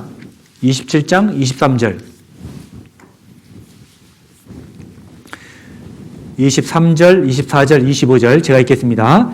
빌라도가 가로되 어찌미뇨 무슨 악한 일을 하였느냐 저희가 더욱 소리질러 가로되 십자가에 못 박혀야 하겠나이다 하는지라 빌라도가 아무 효용도 없이 도리어 밀란이 나는 것을 보고 물을 가져다가 무리 앞에서 손을 씻으며 가로되 이 사람의 피에 대하여 나는 무죄하니 너희가 당하라. 백성이 다 대답하여 가로되 그 피를 우리와 우리 자손에게 돌릴지어다 하거늘. 됐습니다. 여러분들 여기 빌라도가 나오죠? 빌라도. 예? 빌라도가. 이 빌라도가 누구냐면요. 이제 이스라엘이 로마의 지배권에 들어간 거잖아요. 그래서 이스라엘에서 파견한 총독이요. 이 빌라도가. 그래서 빌라도에게 예수님이 자기가 유대의 왕이랍니다 하라고 죽여달라고 재판을 신청을 한 거예요. 그래서 빌라도가 예수님이 이제 그런 어떤 오명을 썼으니까 한번 조사를 해본 거죠. 조사해보니까 예수님이 죄가 하나도 없는 거예요. 그래서 야, 세수야 가져와. 그래서 손 씻고 얘기를 하는 거예요. 야, 내가 예수님에 대해서 알아봤더니 죄가 하나도 없는데 죽여야 되냐? 그래도 십자가에 못 박혀 죽여라. 그래, 나 손 씻었다니. 예수님 죽이는 것은 너희들이 죽이라고 했으니까 죽이는 것이지 나는 죄 없다? 그래? 그러면 그 예수님 죽인 값을 우리와 우리 자손에게 돌려라. 그 말이에요, 이거 지금. 일종의 이런 말입니다. 예? 예수님 안 믿으면 내가 너 지옥 가. 그래. 나 지옥 갈 거야 그래. 이렇게 무식한 말 하시는 분하고 똑같은 거예요. 예수님 믿으면 하나님 믿으려면 내 주먹을 믿지. 이렇게 무식한 말을 하는 거하고 똑같은 거예요. 이 말대로 됐어요. 여러분들 하나님 안 믿어도요. 곱게 안 믿어야지. 이런 막말 하지 마셔요. 말 그대로 된다니까. 안 믿어도 되니까 아니 안 믿으면 안 되지. 믿어야 되는데 만약에 안 믿으면 그냥 조용히 안 믿으라고. 이런 막말 하지 말고. 25절 백성이 다 대답하여 가로되 그 피를 우리와 우리 자손에게 돌릴지어다 하거늘. 자, 이때부터 보시죠. 메시아라고 보냈던 예수님을 십자가에 못 박혀 죽였어요. 이스라엘 백성들이. 예? 무슨 저주받지 않겠어요? 그죠? 물론 직접적으로는 그 사람들이 예수님이 십자가에 못 박혀 죽은 거에 그 피값을 우리와 우리 자손에게 돌릴지어다 이 말의 직접적인 원인도 있지만 사실은 그 예수님을 배척한 거잖아요. 그것 때문에 이제 이스라엘 백성들의 순환의 가 시작이 됩니다. 자, 여기 자료 한번 보겠습니다. 이스라엘의 순환의 역사를 보니까요. AD 70년에 로마 타이터스 장군에 의해서 예루살렘 성이 멸망하게 되는데 그때 110만 명이 학살과 이산이 됩니다. 그리고 여기 1096년에 십자군 전쟁 중에 십자군에 의해서 유대인 대거 학살되고요. 1348년에서 1350년에 유럽의 흑사병 발생 시 유대인이 우물에 독약을 넣었다는 혐의로 대량 학살당했다고 합니다. 심지어는 1939년 이때 뭐 있었어요? 제2차 세계대전 때죠. 제2차 세계대전 중에는 유대인이 600만 명이 학살됩니다. 이런 일이 있었어요. 자, 여기 아까 AD 70년에 타이터스 장군에 의해서 예루살렘 성이 함락이 되고 그때 110만 명이 죽었다고 했죠. 근데 사실은요, AD 60년에 그 아버지인 베스파시안 이 사람이 원래 한 5, 6만 정도의 군단을 이끌고 왔어요. 예루살렘 성에. 근데 그때 자기가 모셨던 황제가 자살해서 죽습니다. 그래서 베스파시안이 돌아가서 황제가 되고 아들인 타이터스 장군을 10만 대군을 주고 가서 예루살렘을 포위하고 토성을 쌓아서 포위하고 그 안에 있는 110만 명을 죽이고 예루살렘 성을 함락시켰던 그게 역사적 기록이 되어 있어요. 자, 그 기록이 이 요세푸스라는 책에 자세히 기록되어 있습니다. 근데 여러분들 놀라지 마십시오. 여기에 요세푸스라는 사람이요, 이름이. 근데 그 사람이 이 실제 있었던 일들을요, 이렇게 기록한 거예요. 보고, 그대로. 근데 그 내용 중에요, 여기 보니까 뭐라고 되어 있습니까? 보이셔요? 자식을 잡아먹는 어머니 말이야. 이런 일이 있었어요. 여러분들, 방금 예루살렘 성은 뭐냐면, 이스라엘은 명절 때 이 예루살렘 성에 다 모여요. 3대 명절. 특히 이제 6월절에는 많은 민족들이 여기 모이거든요. 자, 우리는 명절 때 어디 가요? 고향으로 가잖아요. 마찬가지로 이스라엘 백성들은 고향이 예루살렘인 거예요. 거기에 모인 거죠. 그때 마침 이제 타이터스 장군 10만 대군이 토성을 쏴버린 겁니다. 그 주위로. 왜? 먹을 거 보급료를 다 끊어버린 거죠. 그러니까 그 안에서는요, 먹을 게 없으니까요. 예, 막 굶주린 거예요, 사람들이. 한 마리아라는 그 여자가 자기의 태난 아기 있죠. 그 아이가 이렇게 기어가고 있는데 너무 굶었으니까 눈이 뒤집어진 거죠. 저거 개새끼네? 잡아다가요, 소대다가 넣어서 끓여서 먹고 나머지는 남겨놓고.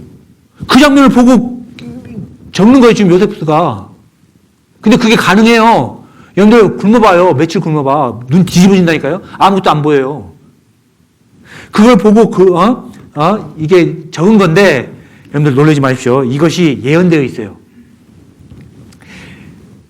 레위기 26장 28절과 29절에 아들의 고기를 먹을 것이요 딸의 고기를 먹을 것이다. 왜? 너희들이 내 말 안 들으면 너의 태에서 난 아들과 딸을 고기로 먹을 거라고.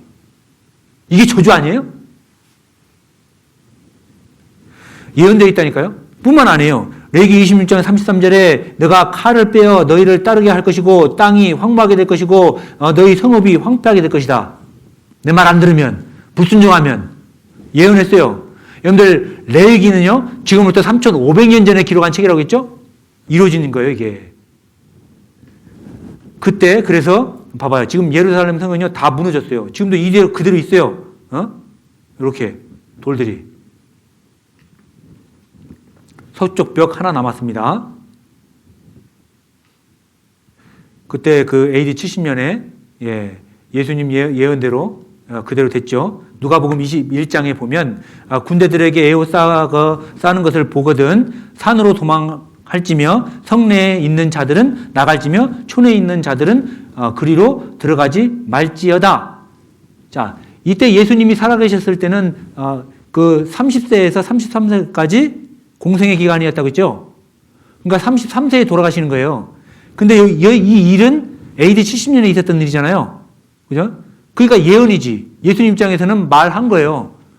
예루살렘 성에 에워싸이거든 도망가라고. 죽을 거니까. 그 예언했고 예언 그대로 이루어진 거죠. 예? 이거를 여러분들 농담으로 생각하면 안 된다니까요. 말한 대로 그대로 다 이루어져요. 성경은. 예? 그때 실제로 역사적인 사실이기 때문에 지금도 그 이탈리아 로마에 가보면 이 타이터스 장군 개선문이 있어요. 실제로. 여기 이게 뭐예요? 콜로세움이죠. 콜로세움은 잘 아시죠? 그 앞에 보면 이게 타이터스 장군의 개선문. 개선문이 뭐예요? 전쟁에서 승리하고 돌아오면 그것을 축하하기 위해서 기념 탑을 싼 거예요. 이게. 근데 요 안에 조각품을 보니까 이렇게 돼 있어요. 자, 예루살렘 성이라고 하는 것은 하나님께 제사 지내는 성전이에요. 성전이 있었던 곳이에요. 성전 기물들이요, 이게. 기물들을, 전쟁 그 기물로, 빼앗아 가는 그런 장면이 조각되어져 있어요. 이것도 실제로 있었던 일이다라는 거죠. 그리고 1939년부터, 2차 세계대전 때, 이 사람, 누구예요? 이스라엘을 엄청나게 핍박을 했죠. 그때 유대인들에게는요, 이렇게 유대별 달게 했고요. 아이들에게도 이렇게 관리를 했습니다. 심지어는 남발을 찍어서 관리를 했고요. 지나가다가요, 널로 와 하고 코 재고요. 이스라엘 백성들이 코가 컸나 봐. 딱 그래, 너 이스라엘이지 하고 코 잘라버리고 막. 심지어 이런 일을 했어요. 심지어는 뿔뿔이 흩어졌던 이스라엘들을요, 이 아우슈비츠라는 여기에 수감을 시킨 겁니다. 심지어는 이사야 성경 3장 24절에 그때의 썩은 냄새가 향을 대신하고 대머리가 숱한 머리를 대신하고 자자한 흔적이 고운 얼굴을 대신할 것이다 라고 예언했거든요. 이것이 우리 시대에 아까 2차 세계대전 때 이루어진 겁니다. 봐봐요. 사람을 죽일 때 있잖아요. 머리털을 깎아버려. 그냥 죽이면 되지. 이 말이 이루어진 거예요. 머리털을 깎아서 7톤 담요도 만들었대요. 심지어는 여기에 방수제로 쓰기도 했답니다. 그리고 여자들을요, 이렇게 자리를 막 쭉쭉 찢었어요. 그래서 막 대충 막 꼬매고. 이때 여러분들 아시죠? 그래서 독일이 그 의료 기술이 발달됐잖아요. 마루타. 병균을 집어넣어서요, 언제 썩는지를 관찰하고요. 그걸 기록하고요. 여자 가슴을 막 잘라버리고, 남자 가슴을 막 열어서요, 막 찔러보고, 관찰하고요. 심지어는요, 몇 층에서 떨어져야지 두개골이 빠개지는지를 관찰했답니다. 그래서 그때 발달된 게 뭐 11m? 그때가 우리 사람이 가장 공포를 느낀다면서요. 막 머리를 막 잘라버리고 막. 이거 보고 막 기절할 뻔했어요. 뭔지 아셔요? 박제시킨 거예요. 사람 얼굴을 막 잘라서 박제시킨 거예요. 불순종하면 저주된다고 했잖아요. 막 목 매달아 죽이고요. 쇠파이프로 막 때려서 죽이고요. 에스겔서 23장 26절에는요. 너 내 말 안 들으면 옷을 벗겨버리고 장식물도 다 뺏어버릴 거다. 신기해요. 그냥 죽여버리면 되는데 여자를 막 옷을 막 벗겨버리고요. 남자애들 막 옷을 벗기고. 여자들 옷 벗기면 얼마나 창피하겠어요. 이게 수칠당하는 거 아닙니까? 의족을 뺏어고요. 근데 이거 보니까요. 이게 뭔지 아세요? 금리빨, 이빨 있죠? 금리빨. 그걸 다 빼서요. 이렇게 금괴로 만들었어요. 지금도 있대요. 이게. 의족을 뺏어버리고요. 그 다음에 신발, 안경, 그 다음에 지나가는 너 이스라엘이지 맞지? 귀를 막 잘라버리고요.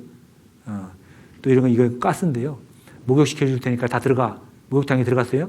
막 가스로 그냥 사람들을 막 다 죽여버리는 겁니다. 이게 짐짝입니까? 사람짝입니까?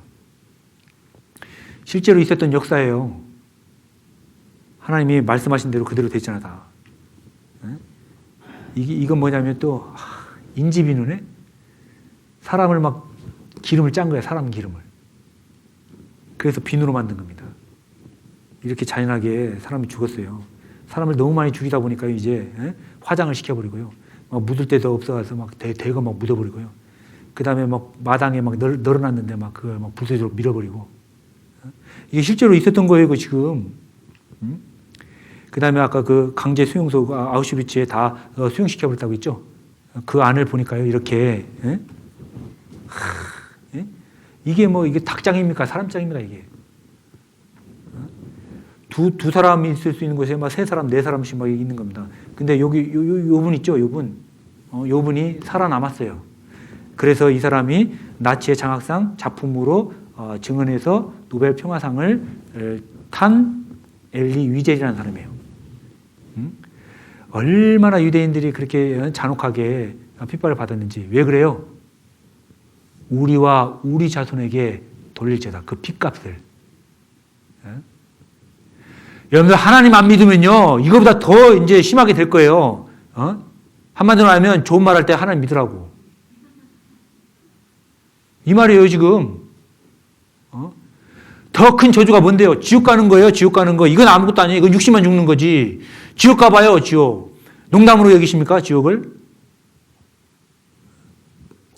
다른 건 몰라도요, 지옥은 가면 안 돼. 제가 내일 그 설명할 건데요. 지옥은 가면 안 돼요, 진짜. 그까진 거 가고 말지. 뭘 가고 말고요, 거기를.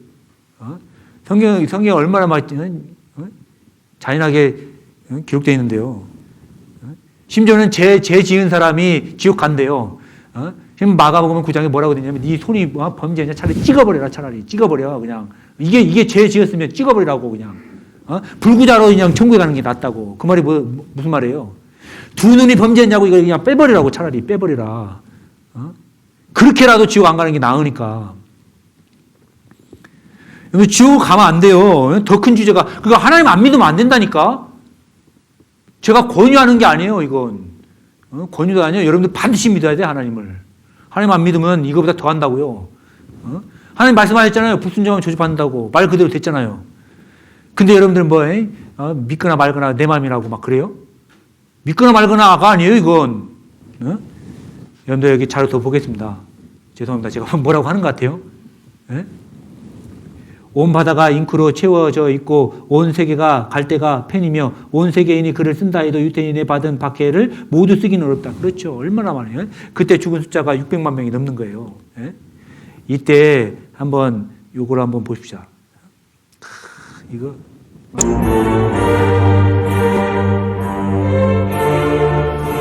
나치는 유대인에 대한 편견을 공공연하게 드러냈다.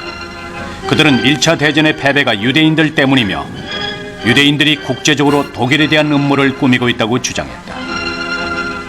나치의 망상은 끝이 없었다. 지난번 전쟁이 끝난 후 유대인들이 유럽의 도시로 몰려들었습니다. 그들은 작은 기생충처럼 유럽 국가 속으로 파고들어 수천 년 된 문화를 위협하고 범죄를 저지르며 부정부패와 혼란을 야기하고 있습니다. 이후 히틀러는 비밀리에 유대인 말살을 명령했다.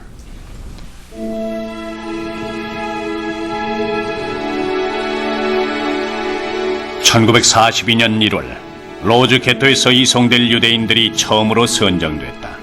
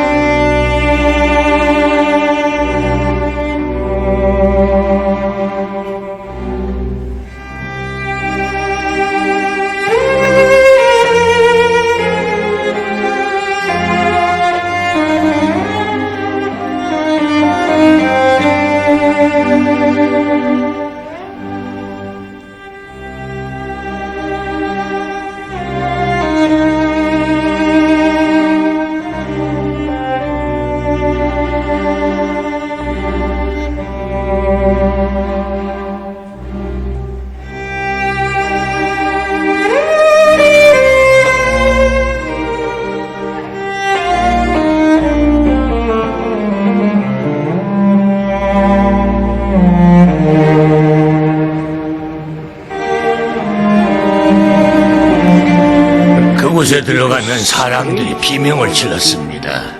모두들 어찌할 바를 모르고 손톱으로 벽을 긁으며 가스에 질식할 때까지 울부짖었습니다. 지금도 눈을 감으면 그 모습이 떠오릅니다. 아이를 품에 안고 서 있던 어머니들의 마지막 모습. 여러분들 살아있다는 거 감사해야 됩니다. 왜? 우리는 지금 하나님을 믿을 수 있잖아요. 그죠? 자, 하나님 말씀대로 되는 겁니다. 여기 자료 보니까요. 예수님의 배척한 결과 이스라엘이 어떻게 됐어요? 약속의 땅이 어떻게 됐습니까? 황폐해지고 버려졌죠. 이스라엘 민족들은 전 세계로 뿔뿔이 흩어졌습니다. 예수님을 통해서 받을 복을 온갖 저주와 죽음이 따라다니게 됐죠. 배척한 결과입니다. 자, 이스라엘이 여호와의 증인이었죠. 처음 시작했을 때. 맞죠? 이걸 보고 샘플로 여러분들 생각하라니까요. 아, 하나님 말씀 순종했더니 복을 받구나. 근데 하나님의 말씀에 불순종했더니 저주 받는구나. 그러니까 우리가 여호와의 증인이 아닌 것을 여러분들 다행으로 생각을 하니까요. 안 그래요?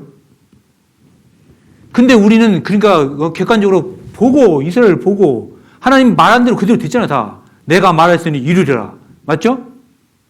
근데 여기까지 생각하면 많은 사람들 그래요. 와, 하나님이 저렇게 잔인할 수 있냐고. 근데 주의해야 할 점이 하나 있어요. 왜냐하면 제가 아는 사람 중에 저를 전도했던 분 지금 같이 집에서 살고 있습니다. 거기를 전도했던 친구가 있어요. 그 친구가 여기에서 걸려서 넘어졌거든요. 무슨 말이냐면 지금 교회 안 다닙니다. 그분이 뭐라고 생각하냐면 하나님이 이렇게 잔인하냐고 이스라엘 막 다 죽여버리고 거기에 대해서 실망해서 교회를 떠나버렸어요. 그러니까 주의해야 할 점이 하나 있어. 뭐냐면 아까 얘기했잖아요. 이스라엘은 하나님이 택한 백성이죠. 우리하고 달라. 에? 그러니까 구원하는 것도요, 이스라엘을 구원하는 것은 방법이 다르다고요. 그러니까 이스라엘 생각하지 말고, 말 그대로 여호와의 증인이라고 했으니까, 이스라엘 보고, 하나님 말씀에 불순종하면 저주받고, 순종하면 복을 받는구나. 여기에 교훈을 받아야지. 왜 이스라엘을 저렇게 싹쓸이 그냥 죽여버리냐. 이걸 여기에 생각하면 안 된다니까요. 이스라엘은 하나님의 다른 방법으로 우리하고 달라. 다른 방법으로 구하니까 걱정하지 말고, 이스라엘은 걱정하지 말고, 나나 걱정하라고요. 예? 저렇게 잔인하게 죽이냐고, 다르다니까요. 이스라엘은 다른 방법으로 하는 겁니다. 그래서 또 많은 사람들이 그렇게 생각할까봐 하나님이 이제 다른 작정을 하십니다. 에스겔 36장 펴보실래요? 없으신 분은 여기 에스겔 36장 20절 스크린 보겠습니다. 예, 나머지는 찾으십시오. 여러 가지 또 찾아야 되니까. 에스겔 36장 20절 제가 읽겠습니다. 그들의 이른바 그 열국에 내 거룩한 이름이 그들로 인하여 더러워졌나니 곧 사람들이 그들을 가리켜 이르기를 이들은 여호와의 백성이라도 여호와의 땅에서 떠난 자라 하였음이니라. 그러나 이스라엘 족속이 들어간 그 열국에서 더럽힌 내 거룩한 이름을 내가 아꼈노라. 무슨 말이냐면 이스라엘 백성들을 택했는데요. 이스라엘이 여호와의 증인이라면서요. 그럼 맨날 두들겨 맞고 얻어 터지고 그러니까요. 예? 하나님의 이름이 더러워진 거예요. 예를 들면 우리 집에서요. 예, 아들이 나쁜 짓만 하고 돌아다니면 그러잖아요. 마을 어르신들이 뭐라고 해요? 네 애비 누구냐 그러잖아요. 아버지 이름이 더럽힌 거예요. 그 아들이. 그와 같은 거예요. 그러니까 그 아들을 통해서 하나님을 믿고 싶은 마음이 생겨야 되는데 오히려 반감이 생긴다고 아까 그 사람처럼. 그래서 하나님이 뭐라고 하냐면 그래? 봐라 내 이름을 이제 아꼈다. 그래서 이스라엘 백성들을 회복 한번 시켜볼 테니까 너희들 봐봐. 라고 이제 작정을 하신 거예요. 이름을 아꼈으니까. 여기 스크린 보시겠습니다. 이스라엘을 회복시키는 이유가 뭐냐면 하나님의 이름이 거룩한 이름을 회복하려고 하나님의 살아계심을 증거하기 위해서 유대인에게 마지막 구원의 기회를 주기 위해서 이방인 우리죠 심판을 위해서. 좀 뭐가 이상하죠? 왜 그러냐면 이스라엘의 역사를 잘 보시면요 하나님이 이스라엘 중심으로 해서 역사를 써가는데 이스라엘이 저주를 받을 때는 이방 민족을 통해서 해요. 그러니까 결국은 이방 민족이 강성하게 된 거예요. 흥망성쇠를 하나님이 하시는 거예요. 여기가 망하면 여기가 흥하고 또 여기가 흥하면 이방 민족이 망하고 이방 민족이 흥하면 이스라엘이 망하고. 요거 봤어요? 요거 방금 2000년 동안. 그죠? 근데 이제 지금은 어떻게 되냐면 이스라엘이 강대국이 되고 이방 민족이 이제 심판이 받는 거예요. 그러니까 결국은 어떻게 되는 거예요? 요것처럼 이스라엘이 회복했다. 그러면 이제 우리가 심판받을 때가 된 거예요. 요걸 아셔야 돼요. 그래서 하나님의 역사는 이렇게 써 나가는 겁니다. 그렇게 해서 결국은 많은 말씀들을 요약해 보면 이런 겁니다. 세상에 흩어졌던 이스라엘을 이제 모아드리겠다. 땅을 황무했던 그 땅을 내가 옥토처럼 만들겠다. 다시 하면 죽음과 학살이 따라다녔던 너희들을 강대국으로 만들 것이다. 나 여호와가 말하였으니 이루리라. 에스겔서 36장 36절이죠. 여기 36장 36절 봐봐요. 그 지금 거기 피고 있잖아요. 그죠? 그 전에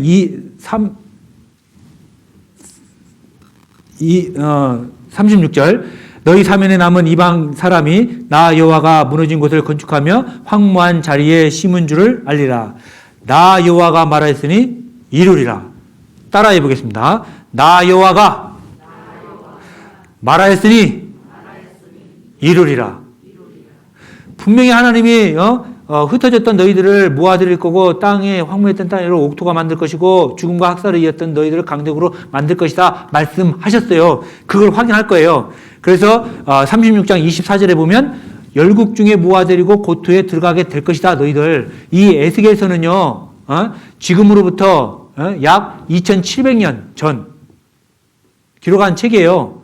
그 책에 뭐라고 하냐면 너희들을 열국 중에 모아서 고토가 뭐예요? 조상들의 땅이잖아요. 거기에 들어가게 될 것이다라고 예언을 하신 거예요.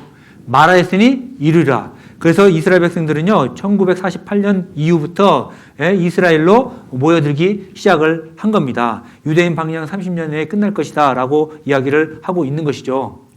그리고 예전에 제가요, 중학교 때 선생님으로부터 얘기 들었어요. 우리나라에도 이스라엘 백성들이 100명 정도 있다고.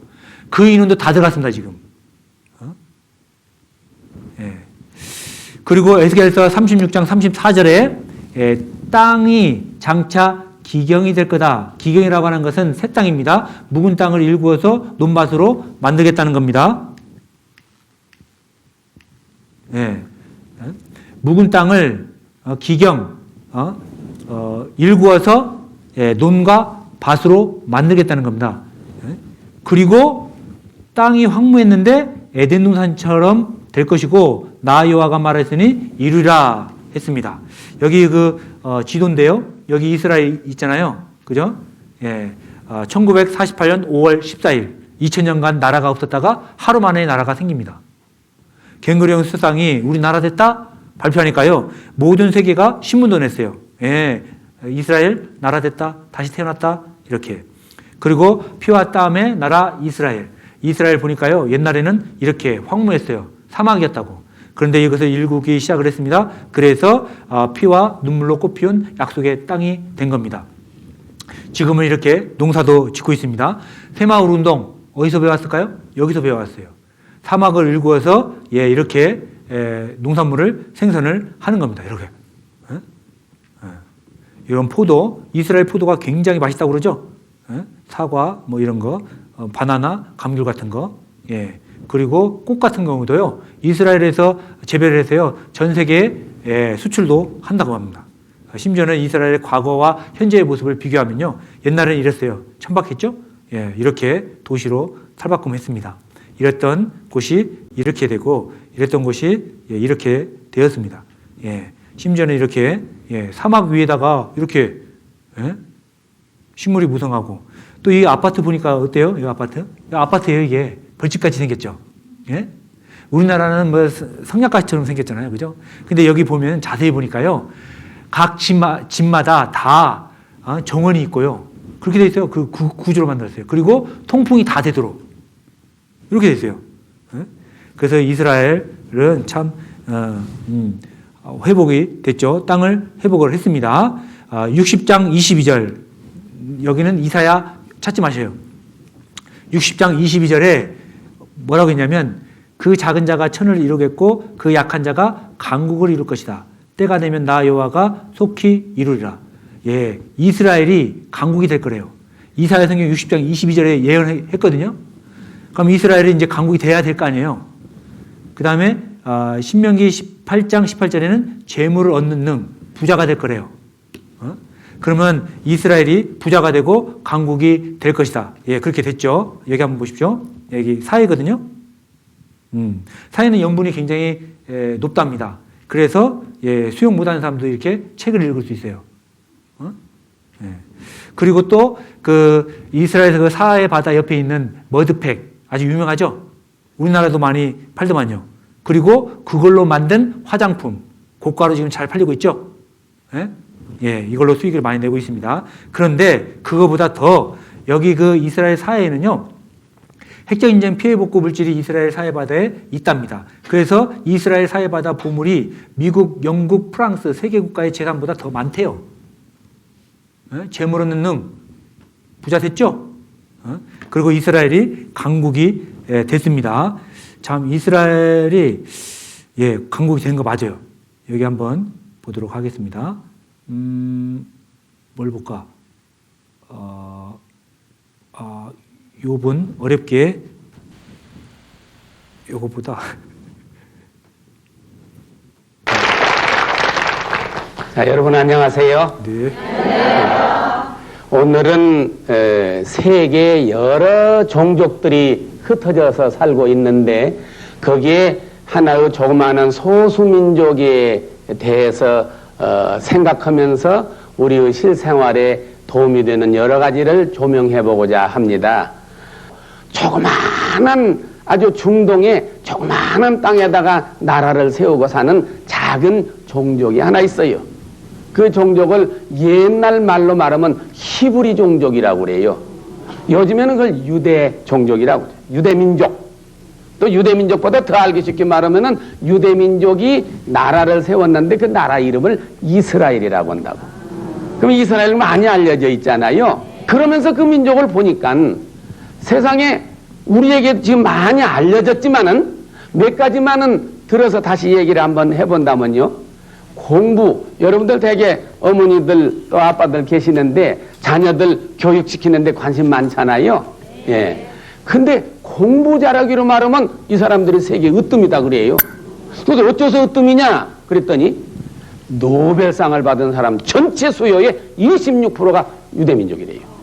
거기다가 노벨 과학상을 받은 사람은 60%래요. 아유, 교수님, 노벨 과학상이란 거 없는데 들어보지도 못했는데. 그러시죠? 근데 노벨 물리학상, 노벨 화학상, 노벨 의학상, 이게 받은 사람이 이게 노벨 과학상이라고 그래요. 이 세 분야를 받은 사람은 전체 수요의 60%가 유태인이요. 이야, 대단하지요? 뿐 아니에요. 미국에 가면은 미국의 대학들이 전부 한 6,000개가 있어요. 미국에.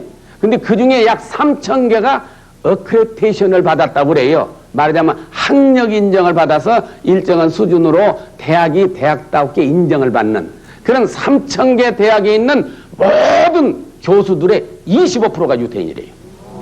그리고 거기 뭐 대학원 원장이다, 총장이다, 학장이다, 학회 회장이다, 이름 낸 사람들은 다 유태인이다. 그만큼 공부 잘하기로 유명한 민족이다 그 말이야. 또 두 번째, 돈을 잘 벌기로 말하면 세상에 유대인을 따라갈 도리가 없어요.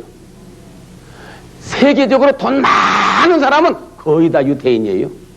미국에 여러분 다녀오신 분 계셔서 아시겠습니다만은 큰 빌딩, 큰 은행, 큰 백화점 거의 90%가 유태인이에요. 어떻게 하면 그 돈을 잘 버냐 이게요. 예. 세계 곡물 시장 유대인들이 꽉 쥐고 있어요. 우리 산다, 밀가루를 산다, 옥수수 산다, 이건 유대인 통하지 않고는 살고 파지를 못 오도록 100% 쥐고 있어요. 또 무기 시장, 미사일을 산다, 무엇을 판다, 비행기를 산다, 이것도 유대인들이 꽉 쥐고 있어요. 여기. 허리우드에, LA 저자 허리우드에 갔더니 세계 필름, 영화 필름 보고 모든 거 유대인들이 꽉 쥐고 있어야 돼요. 도대체 어떻게 되냐 이게. 이 중동의 조그마한 땅에다가 나라를 세워가지고 나라를 지켜나가는데 또 자기 조국의 요즘 말로 하면 안보, 뭐 국방, 민족을 지키는 그 의식이란 건 또 너무 강해요. 뭐 이게 그 상대가 있기 때문에 어떻게 잘못 말하면은 상대방한테 좀 신뢰되는 말 같지만은 그동안에 전쟁을 얼마나 많이 했어요. 독립전쟁, 뭐 6.1 전쟁, 10월 전쟁, 레바논 전쟁, 전쟁만 했다 하면은 이기는 게 유태인이죠. 그렇다고 해서 인구가 많냐? 이스라엘 안에 사는 유대인이 지금 얼마냐면요. 약 430만 명. 우리 서울시 인구가 1200만 명이에요. 그러니까 어디 영등포만은 그 인구예요, 말하자면 이게. 그런데 세계적으로 각광을 받고 있잖아요, 이게. 예. 그뿐 아니, 농사 짓는 기술이라고 하면은 이스라엘을 따라갈 나라가 얼마나 앞섰는 거니? 제가 대산농촌문화재단 이사장직을 맡고 있어요. 그래서 우리 농민 기술자들을 해외 보내서 기술 연수로 많이 해마다 이스라엘을 보내요. 갈 때마다 배워요. 갈 때마다 배워. 얼마나 앞섰는가 말도 못해요. 그러면 어떻게 그 민족이, 조그마한 민족이 공부도 잘하고 돈도 잘 벌고 전쟁도 잘하고 농사도 잘 짓고 단결심도 강하고 애국심도 강하고 어떻게 그렇게 됐느냐. 어떻게 그렇게 됐어요? 하나님이 그렇게 하신 거잖아요. 내가 말하였으니 이루리라. 문자 그대로 다 이루어진 거예요. 그런데 이스라엘이 지금 강대국이 됐죠? 그래서 뭐? 여러분들 생각할 게 또 하나 있어요. 이스라엘이 강대국이 되고 하루아침에 나라가 됐잖아요. 1948년 5월 14일 날. 그 지금 뭐 불과 한 70년 됐는가요? 예? 세계에서 강대국이 됐다고 하잖아요. 그러면 그것이 우리하고 무슨 상관이 있냐를 또 생각하셔야 됩니다. 자, 마태복음 24장. 자, 마태복음 24장 32절. 마태복음 24장 32절입니다. 자, 여기 스크린 좀 보여주십시오. 예. 지금 무화과 나무의 비유를 얘기했고요. 그죠? 근데 무화과 나무가 가지가 연해지고 잎사귀를 내면 여름이래요. 때를 얘기했죠, 지금. 근데 무화과 나무 비유는 말 그대로 어떤 그 자체를 얘기하는 것이 아니라 어떤 그거를 대표할 수 있는 어떤 이유 아니면 대표할 수 있는 어떤 상황을 얘기를 하는 거잖아요. 그러니까 무화과 나무의 특징을 좀 잘 아셔야 돼요, 일단. 그런데 궁극적으로 말하고자 하는 것은 뭐냐면 33절에요. 이 모든 일을 보거든 인자가 가까이 곧 문 앞에 이른 줄을 알라. 이 여름의 때가 이거요. 인자가 가까이 이르게 된 거예요. 요 때는, 그죠? 때를 얘기하는 것은. 그러면 무화과 나무의 비유, 무화과 나무의 특징적으로 됐었을 때는 언제냐? 가지가 연해지고 잎사귀가 내면 여름의 때가 가까워진 거예요. 그죠? 자, 그래서 생각을 좀 해봐야 될 건데, 봐봐요. 무화과 나무라고 하는 것은 이 성경에 보면 이스라엘을 의미합니다. 이스라엘을. 여러분들 속초, 시, 목 뭐예요? 뭐지? 은행나무입니다. 시화는 국화, 시조는 비둘기. 여기 속초 봤죠, 지금? 그런 것도 몰라요, 어떻게. 예? 그러니까 속초 그러면 은행나무 하면 속초 이렇게 생각이 나게 이제 그 속초 시목으로 이렇게 지정을 한 거예요. 예? 자, 우리나라 꽃, 무슨 꽃? 무궁화. 무궁화 하면 대한민국 이렇게 생각이 나잖아요. 그죠? 벚꽃. 뭐 이렇게. 그러니까 무화과 나무, 이스라엘 이렇게 되는 겁니다. 그런데 이 무화과 나무 특징을 보면 잘 보십시오. 여기가 제가 이제 그 의성교회 가기 전에 전주교회에 있었거든요. 그리고 전주교회에서 사실은 청년 때 구원을 받았어요, 거기서. 거기 요 교회당, 옛날 교회당이에요. 지금은 한 1,600명, 2,000명이 들어갈 수 있는 큰 교회당인데, 여기는 한 800명 정도 들어갈 수 있는 교회당이었어요. 그 앞에, 예? 이게 무화과 나무거든요? 이게 무화과 나무예요. 근데 옆에 보십시오, 이게 뭐예요, 이게? 철쭉? 아무튼 뭐 그런 거거든요. 그게 언제 피는데? 지금 정도 피잖아요. 5월 정도 피거든요. 근데 여기 5월이면 따뜻하잖아요. 이제 꽃 피고 막 그럴 때예요. 굉장히 많이. 근데 여기 보면 무화과는요. 이거 죽은 것 같아, 그죠? 그리고 비로소 이제 봐봐요. 여기 보여요? 이게 잘 안 보이는가 모르겠다. 여기 보여요, 이 사람? 제가 아는 사람인데요. 반팔 입고 있어. 덥다고요, 지금. 근데 야는 지금 아무것도 없어, 지금. 겨우 이제 여기 싹 나는 거 있죠, 여기. 여봐, 지금 꽃 피고, 지금 다른 데 다 푸르러. 그죠? 그런데, 무화과라는 말이 무슨 말이냐면, 없을 화, 꽃도 안 펴. 다른 데는 꽃 피고, 어떻게 돼요? 순서가 꽃 피고, 이파리 나고, 열매 맺고 이러죠? 근데 갑자기 잎사귀가 쑥 나고요. 에? 꽃도 안 폈는데 잎사귀가 팍 나고 바로 열매를 맺어버려, 이렇게. 이게 무화과 나무의 특징이에요. 자, 이스라엘 어때요? 2000년간 그렇게 고난을 당하다가 하루아침에 1948년 5월 14일 날 나라가 돼버렸죠? 근데 70년도 안 됐는데 세계에서 가장 강력한 나라가 됐어요, 지금은. 무화과 나무 맞잖아요. 그런데 봐봐요. 무화과 나무가 가지를 내고 열매를 내면 그때가 언제라고? 여름이라고. 근데 그때는 뭐라고? 여기 24장 33절. 이와 같이 너희도 이 모든 일을 보거든. 무화과 나무가 가지를 내고 할 때 되면 여름인데, 이 모든 일을 보거든. 이스라엘의 강대국이 되면 뭐라고요? 인자가 가까이 곧 문 앞에 이른 줄을 알라. 여기 인자가 누굴까요, 그러면? 예수님이에요. 여기 사람 인자에다가 아들 자자, 사람의 아들, 예수님을 의미합니다. 예? 우리가 똑같은 육체를 가지고 태어나신 분입니다. 물론 그분은 하나님이시죠. 근데 여기서 인자라고 굳이 한 것은 예수님의 그 인성을 얘기를 한 거예요. 근데 예수님이 가까이 곧 문 앞에 이른 줄을 알라 그런 거예요. 근데 이상하죠? 자, 예수님이 십자가에 못 박혀 죽었잖아요, 그죠? 근데 다시 온대. 재림을 얘기하는 거예요. 자, 이걸 정리하면 이런 겁니다. 여러분들 봐봐요. 여기 이 스크린 좀 봐야 될 것 같아요. 자, 하나님이 보시는 인류의 역사 시간표를 이렇게 쓰셨어요. 예수님을 중심으로 해서 BC, AD로 나눴잖아요.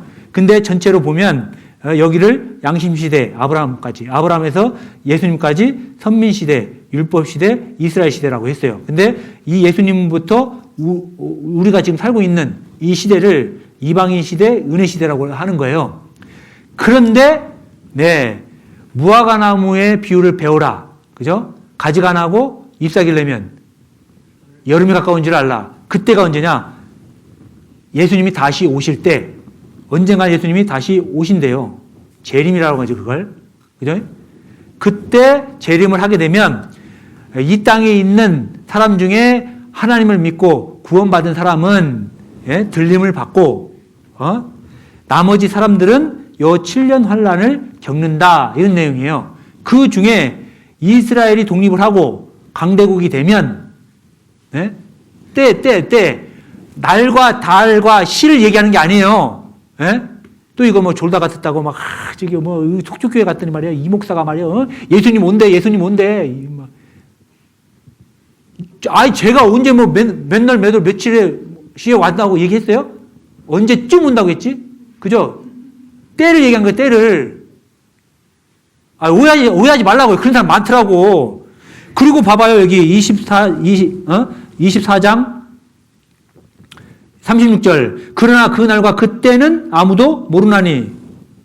모른다고 돼 있잖아요. 그죠? 누구만 한대요. 하늘의 천사들도 아들도 모르고 오직 아버지만 아시느니라. 그런데 언제쯤이라는 것은 우리가 알 수 있잖아요. 그때가 이스라엘의 강대국이 되면요. 근데 여기 그 33절 이와 같이 너희도 이 모든이라고 했잖아요. 한 가지가 아니죠. 그러니까 이스라엘 백성들이 이스라엘이 강대국이 된 것을 포함해서 또 다른 것도 있다는 거 아니에요. 그게 뭐라고 하냐면 그거를 마지막 징조라고 그래요. 징조라면 예수님이 다시 막 쑥 하고 오는 게 아니라 예수님이 오실 때쯤에 어떤 일이 벌어질 거다. 그 일이 벌어지면 내가 온다. 그 말이에요, 지금. 여러분들 동쪽에서 막 그 구름이 막 먹구름이 막 와, 서쪽에서인가요? 서쪽에서 막 와요. 여기는 속초니까 동쪽에서 오겠다. 아무튼 동쪽에서 와요. 그럼 무슨 징조예요, 그거? 비열 징조잖아요. 맞아요? 에이, 엄마가 애를 뱃서 이렇게 이제 10달이 다 있거든요? 배가 막 아파와. 무슨 징조요? 화장실 갈 징조예요, 그게? 애 날 징조잖아요. 그걸 징조라고 그래요. 그럼 예수님이 오실 때쯤 되면 어떤 징조가 있다고 해요. 그 중에 하나가 이스라엘의 강대국이 되는 거예요. 그래서 또 뭐가 있냐? 모든 일이라고 했으니까 24장 3절부터 이게 있어요. 예수께서 감난산 위에 앉으셨을 때에 제자들이 조용히 와서 가로되 우리에게 이르소서 어느 때에 이런 일이 있겠사오며 또 주의 임하심과 세상 끝에 무슨 징조가 있사오리까? 그대로 표현했죠. 그죠? 예수님이 다시 오신다고 하니까 예수님 살아계셨을 때 얘기를 하는 거예요. 그 얘기를 하니까 제자들이 궁금한 거예요. 예수님 다시 언제 오십니까? 봐봐. 세상 끝에는 무슨 징조가 있겠사옵니까? 라고 예수님이 대답해요. 4절. 예수께서 대답하여 가라사대 너희가 사람의 미혹을 받지 않도록 주의하라. 많은 사람이 내 이름으로 와서 이르되 나는 그리스도라 하여 많은 사람을 미혹해 하리라. 난리와 소문을 듣겠으나 너희는 삼가 두려워 말라. 이런 일이 있겠사오되 끝은 아직 아니라 민족이 민족을 나라가 나라를 대적하여 일어나겠고 처처의 기근과 지진이 있으리니 이 모든 것이 재난의 시작이니라. 12절 불법이 성함으로 많은 사람들이 사랑이 식어지리라 됐습니다. 여기 보시면 방금 읽던 것을 요약하면 이런 겁니다. 종교적 혼란이 있을 거다. 마지막 때는. 그때 내가 다시 온다. 전쟁이 많아지고 기근과 지진이 많아지고 교만과 사랑이 식어지고 복음이 전 세계에 전파될 것이다. 내가 올 때쯤이면. 그런데 보면 지금 요즘 시대 아니에요? 그죠? 요즘 시대 맞습니다. 근데요, 성경적으로 보면요, 오늘 이 시간에 예수님 다시 오셔도 맞아요. 다 이루어졌거든. 문제는 뭐냐면, 예수님이 오시면 구원받은 사람은 들림을 받는 거고, 구원받지 못한 사람은 7년 환란에 들어가는 거예요. 근데 이것도 여러분들에게 제가 다 좀 생각해 보려고 했는데, 시간이 없어요. 이번에는 5일 집회잖아요. 그죠? 원래 하루 잡아서 해야 돼, 이 얘기를. 근데 요 얘기까지만 하려고요. 마지막 징조. 예? 영상 한번 보겠습니다. 지금이 마지막 때 맞아요. 예? 여기 아니구나. 4일. 자, 보겠습니다.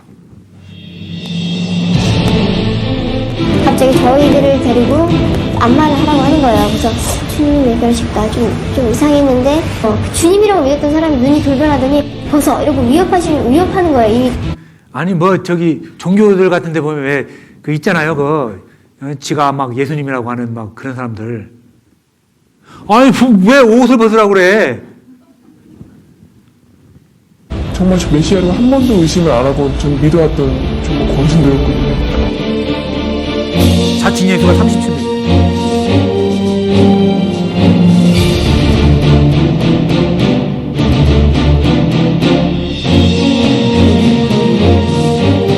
쿠웨이트에 집결해 있는 미역연합 지상군 24만여 명도 이미 이라크 국경 비무장지대에 진입한 상태입니다. 대규모 공습이 개시되면 지상군도 곧바로 국경을 넘어 이라크 남부의 전략 요충지인 바스라항으로 진격하게 됩니다.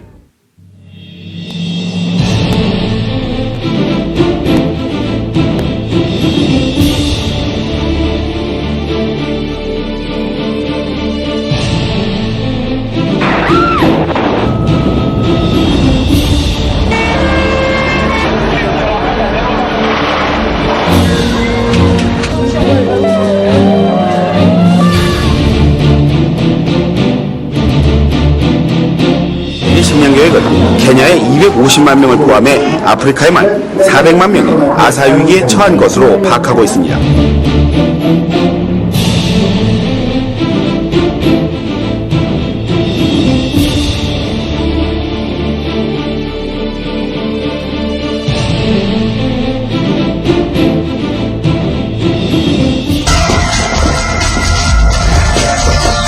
지금 전 세계에서 인류의 생존을 걸는 소리 없는 전쟁이 벌어지고 있다.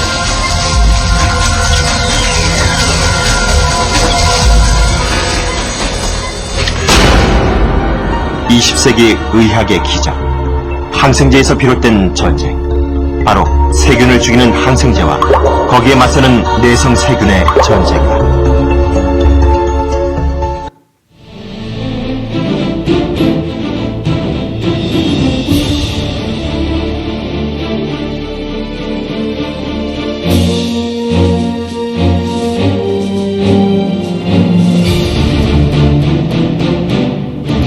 어젯밤 그리고 오늘 새벽 사이에 경상도 지역에 지진이 잇따라 발생했습니다. 1시간 정도 간격이었습니다. 이번에는 파키스탄 동북부 인도 접경 지역에서 강력한 지진이 발생했습니다. 주말 아침 시간인 것이 큰 불행이었습니다. 지진은 수도 이슬라마바드에서 북동쪽으로 95km 떨어진 곳의 지하 10km 지점에서 시작됐습니다. 기낭지 주변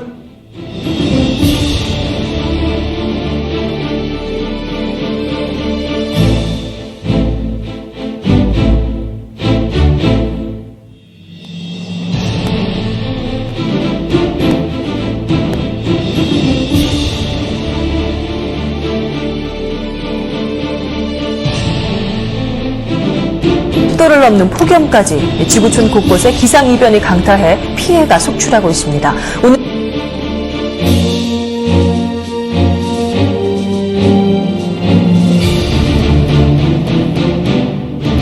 살해된 60대 퇴직 공무원 부부의 살인 용의자가 붙잡혔습니다. 용의자는 이 부부의 큰아들이었습니다. 젖도 채 안 떨어진 2살배기 아들을 한강에 던져 숨지게 한 20대 경찰에 붙잡혔습니다.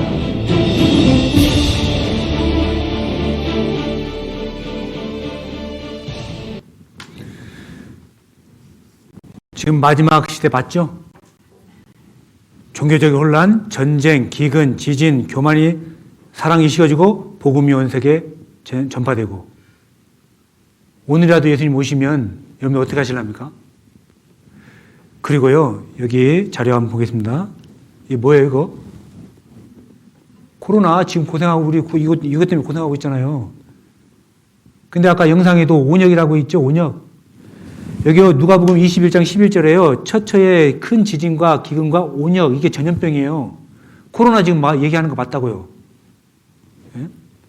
그때 마지막 시대 맞아요.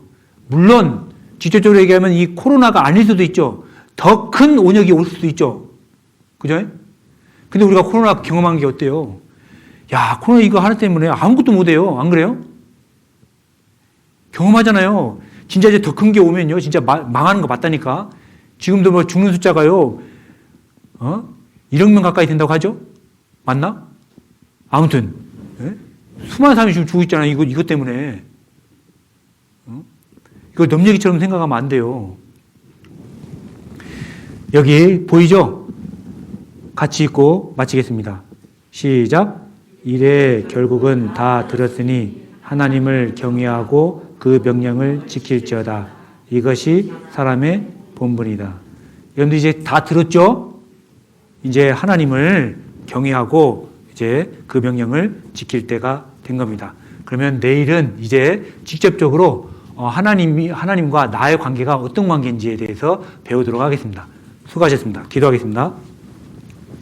하나님 감사합니다. 오늘 말씀도 경청해서 잘 들을 수 있도록 도와주심을 감사합니다.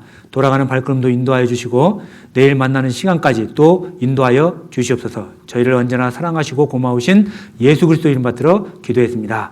아멘.